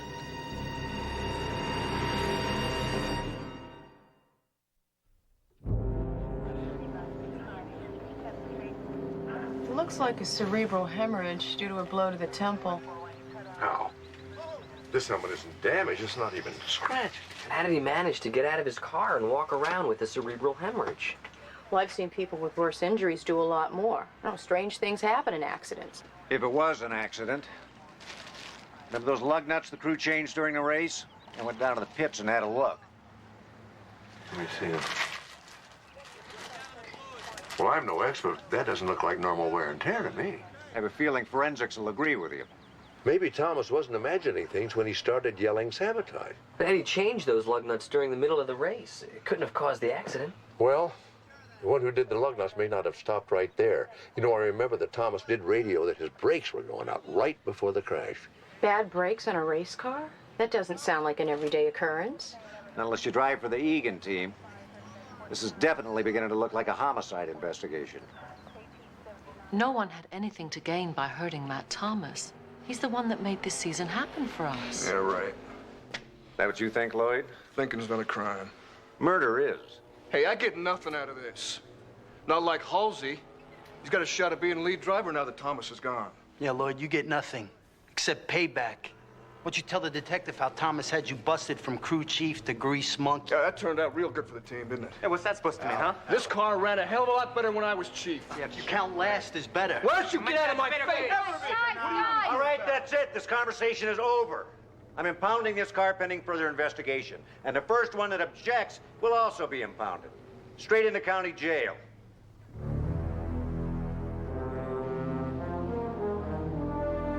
Forensics confirmed our suspicions. Someone definitely tampered with the lug nuts. Someone very determined. Yeah, when that didn't work, they went after the brakes. Forensics also says that the brakes checked out fine, along with everything else on the car. Well, then why did Thomas say the brakes went out? Why did the car crash anyway? Very good questions, but I'm fresh out of answers. Any suggestions? How about taking another look at the crash? I mean, the team keeps a video record of everything for post-race analysis. Jesse, that's a very good idea. I'll get a court order. What time you got? 1:10, why? Damn, it's stuck at noon. Supposed to be Mrs. Matthews' bedside every hour. She sends out search parties. This Egan watches me. I know that look. Something's bothering you. During that race, there was one very serious accident. The man walked away with minor injuries. And Matt Thomas was in a much less severe accident and died. That bother you? Uh-huh. That bothers me. I think I'll move up Thomas's autopsy. Good.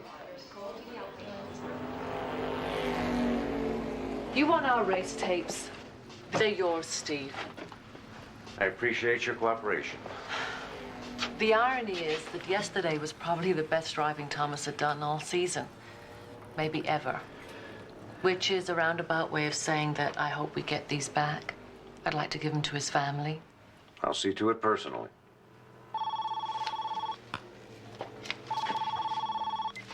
Mary Ann Egan. Yes, Senor Ramirez. Yes, it is a tragedy. We're still a #1 team with an excellent backup car and a tremendous driver. Oh, we'll be racing next week. Gracias. That is one nervous venture capitalist. He should be. We'll never be ready by Sunday. Not with that cop looking to cause us grief. Don't listen to him, Mrs. Egan. Steve's a fair guy. He'll treat us right. I'm sure he will. In any case, it's in the team's best interest to clear this up as quickly as possible. There's nothing to clear up. Matt Thomas was a loser. Reality finally caught up with him. I don't see what the big deal is. The big deal is making sure that Thomas's final reality didn't have any help.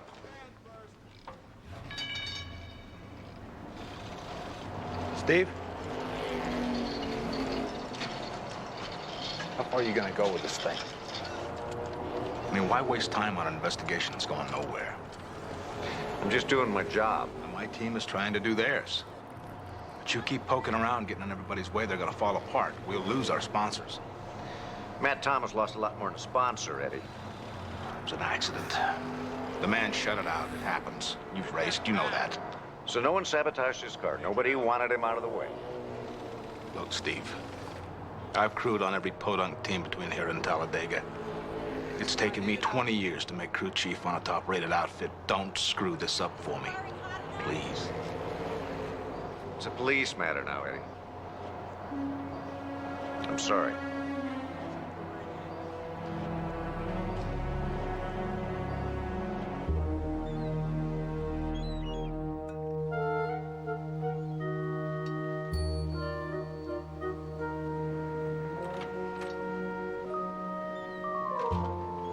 Here's your autopsy report, Dr. Sloan, as requested. Amazing how that got done right at dinner time. We knew it was Turkish night. It is. Bon appetit. Anything interesting in this report? Well, as I suspected, the cause of death was from a cerebral hemorrhage. This is different. Ah, what is it? Uskamuru dalmasi. It's a baked mackerel with pine nuts and currants and a nice herb stuffing. Anyway, about that autopsy report. Well, given the time of death and the condition of the body, the liver temperature was a lot lower than I would have expected. 76.3 degrees. You're right, that's low. And that's a mystery? Not really. The liver never lies. And what is the liver saying? That Matt Thomas didn't die when we think he did. He was killed at least 3 hours before their race.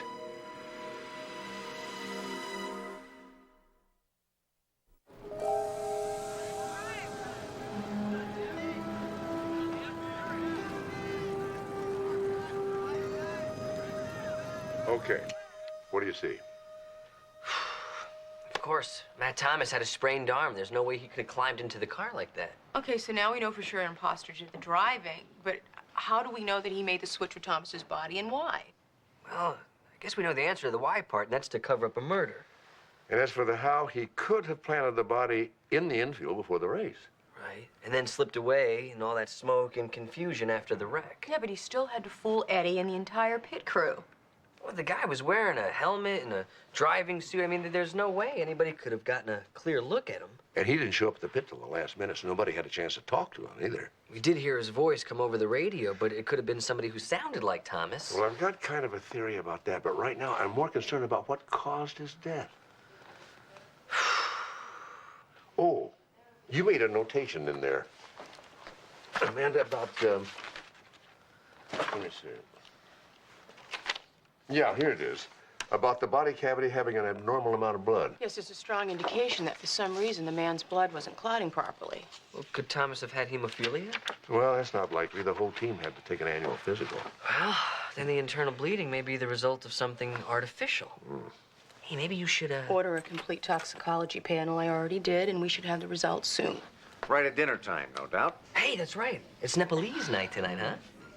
One of these days, I'm going to talk Dad into trying something truly radical, like burgers and fries. Anything show up in the infield? Besides bottle caps and dust, just this. An official Egan racing watch with no usable prints. Well, according to my inventory, Thomas was wearing his watch. Well, the killer could have left it at the scene of the crime. Or anyone who has one. I mean, there's hundreds of these around the track. Well, at least it'll give me an excuse to go back out there and ask some more questions. And there were a lot of questions to ask. Like who took Thomas's place? Well, whoever it was, he drove one heck of a race. You know, that's another thing that bothers me. Why would anybody that good get involved in this? How about someone who really had something to gain? Like the team's backup driver. Halsey? Ridiculous. I've watched both him and Thomas race for years, and believe me, that was not George Halsey out there. What about Thomas? When was the last time you actually saw him? The night before the race, we discussed strategy after dinner. Now, if you'll excuse me, I've got an appointment. I just had one more question. I'm sorry. I'll replace it, but I can't refund your money. I just wanted to know if you'd seen it before. Detective, I've handed out dozens of those to the crew, our sponsors, racing officials, even my Uncle Harry. And when I get around to it, I'm going to sue the manufacturer. They're absolute junk.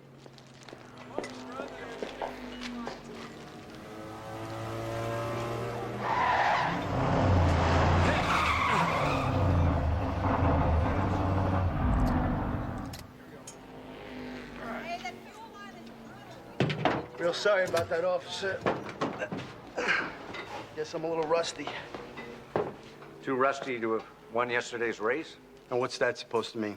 Depends where you were during the race. I don't have time for this. Make time, Halsey.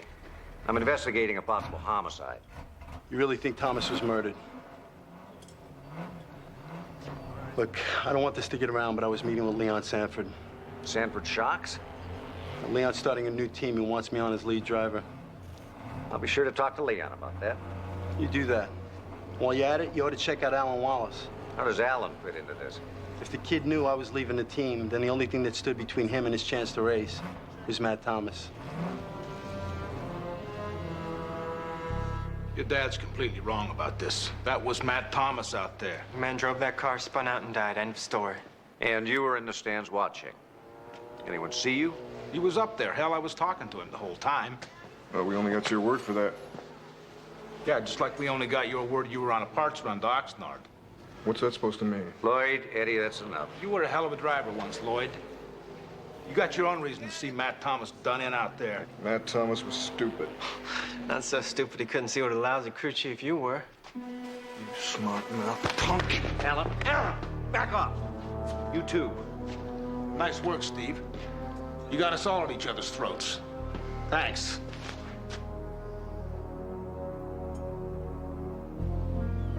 Damn! The brakes! The brakes!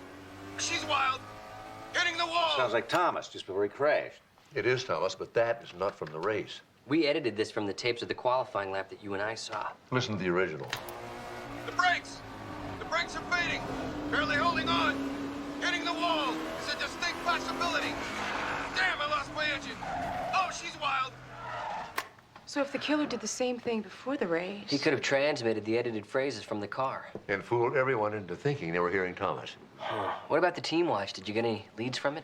Not directly, but I've identified the three most likely suspects. Lloyd Nichols, George Halsey, and Alan Wallace. Well, whoever our killer is, this guy is a real miracle worker. Look what he's managed to do so far. He edited the audio tapes, and then he hid the body in the infield. And he drove in Thomas's place, won the race, staged an accident, and switched places. All to cover up the fact that he had killed Thomas hours earlier. And let's not forget that somehow during all this, our killer managed to keep the body, outwardly at least, warm. Well, his fire suit would have provided some heat retention. But not enough to make a difference after several hours. That's right. That's how they did it. Come on in the pit. Slap on a hot set of 4.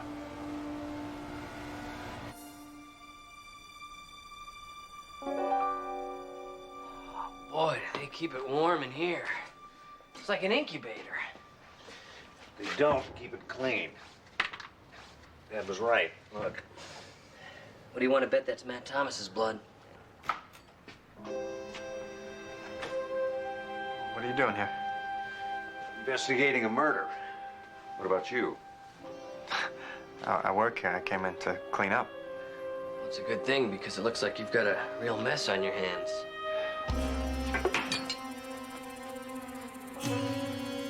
So how does it work, Alan? You bash us over the head and then hope it all goes away? Listen to him, son. It's over. I'm sorry.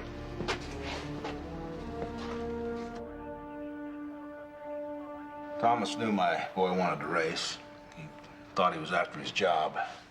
That night we got into it in the garage. He took a swing at me. You were trying to protect yourself. I only hit him once. He went down And then Eddie cooked up this plan to cover it up. I thought if the truth came out, no sponsor would ever want Alan to race for them. Even if it was self-defense? With sponsors, it's all about image. I really thought we could pull it off. We figured out how to fake the radio calls, crash, everything. Everything except biology. It was Thomas's internal temperature that tripped you up. Hell, I thought it was my watch. Must have dropped it out there when we took the body out to the infield. Cheap piece of crap. Sloan. Mark, I just got the toxicology report back. Uh-huh. Oh, good work, Amanda. Thank you. Dad? Yeah. What Eddie and Alan say is true, except for one thing. Alan is not responsible for Thomas's death. But I hit him. You didn't kill him. The only thing you two are guilty of is covering it up and framing yourselves for murder. The real killer's still out there.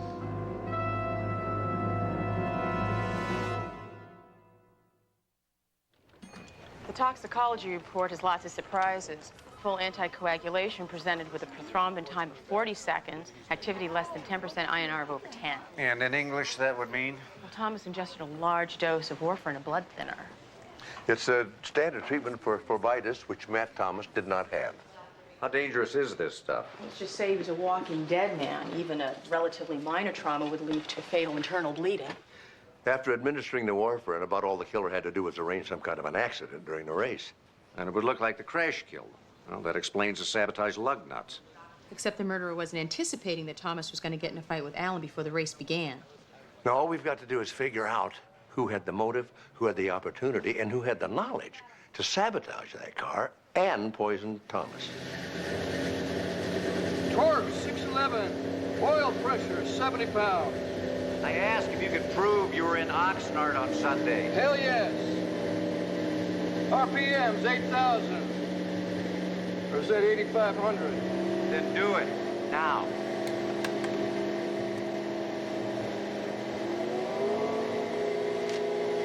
Gas, hotel, dinner, breakfast, all with a date and time stamp.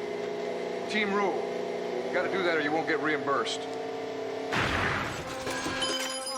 2 engines in 1 week. Are you trying to ruin me?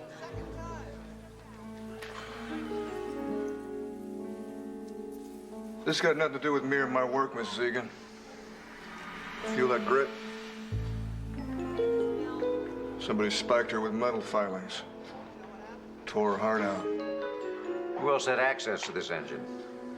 Who didn't?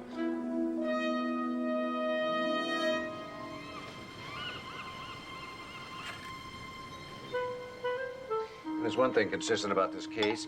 Everybody who had a motive to go after Thomas turns out to have an airtight alibi. You know, that could mean that Thomas was not the target. You mean the killer was after someone else? Or something else, a whole team.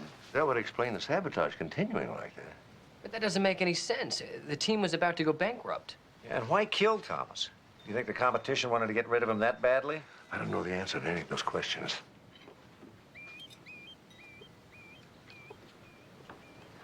What's the matter? Nothing. What, you want it well done? I'll put it back on the grill. No, no, it's... just lacks something.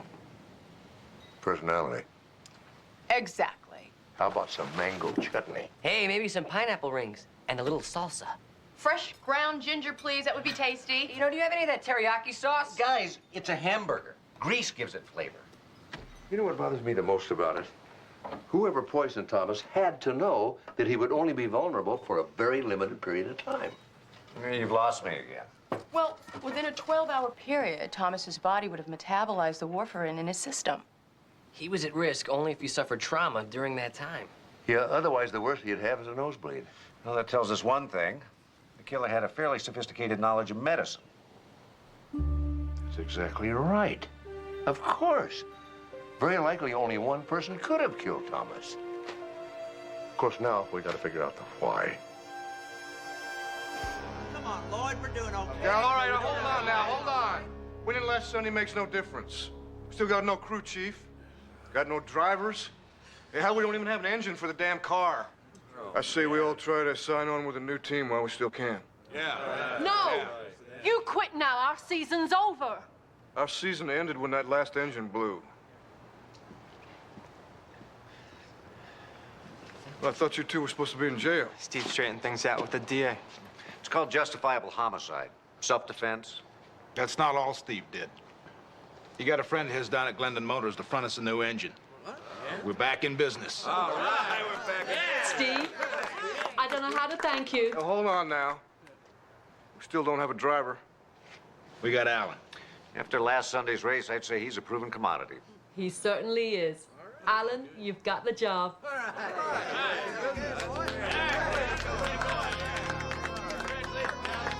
Welcome to the team, Alan.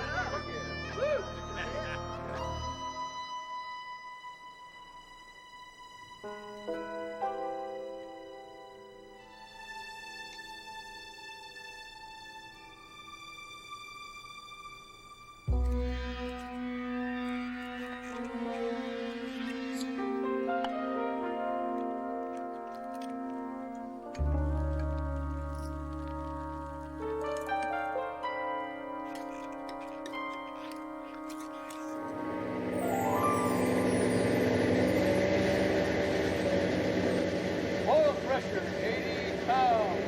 Horsepower, 700. RPM, 8,000. This baby's dynamite. If you'll excuse me, I have an appointment with some new sponsors. Marianne, you don't want to leave right now. This is fascinating. We shouldn't get so close, Mark. Oh, I'm sure it's safe. It's safe, isn't it, Lloyd? 9,000. 9,500. Isn't that something? You know, the average car can maintain safely 5,000 RPMs.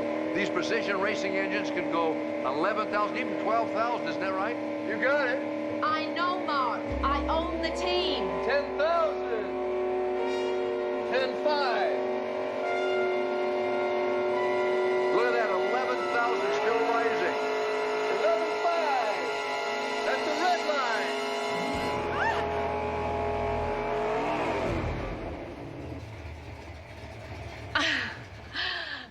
Sorry, guess I overreacted. Well, not if you were expecting the engine to blow up and pistons and rods go flying all over. Which isn't surprising since you sabotaged the engine yourself. Sabotage which Eddie detected and repaired this morning early before anybody got to the track. It was you who was trying to wreck us. Your own team. Unfortunately, you didn't stop there. You murdered Matt Thomas. I don't have to listen to this. Hold it, lady. How can you say I killed Matt Thomas? It could have been anyone. Well, not just anyone would have known about warfarin and its side effects, which because of your husband's illness you did. My husband died of a blood clot, Doctor. Matt Thomas died in a fist fight. No, Matt died of an overdose of warfarin. It's a blood thinner used to treat thrombophlebitis, the very disease that caused your husband to have a fatal blood clot. That's how you knew about the warfarin.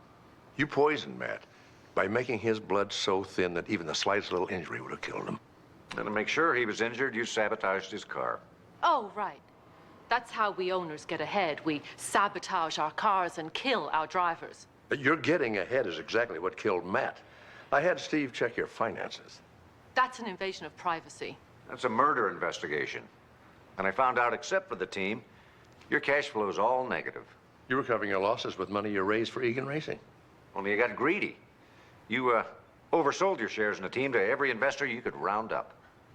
Okay, I needed money. A lot of it. I couldn't afford to write this team off as a hobby, but I... What you couldn't afford was to have a winning season. Your investors would have expected a return on their money. You know, it's really ironic that Matt Thomas died because he was having the best season of his career.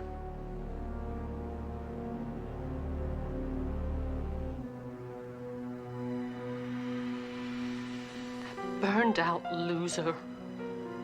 Who would have thought that he would just keep winning and winning? He was destroying me.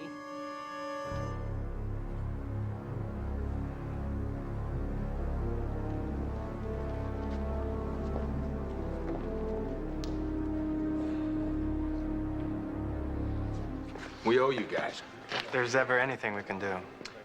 Well, now that you mention it, there is one thing.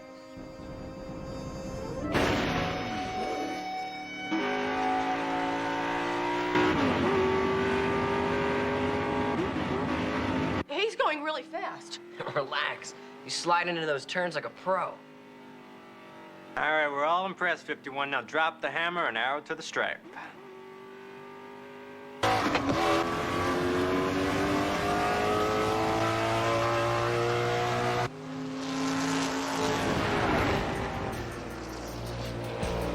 That Sloan sure can run a lap.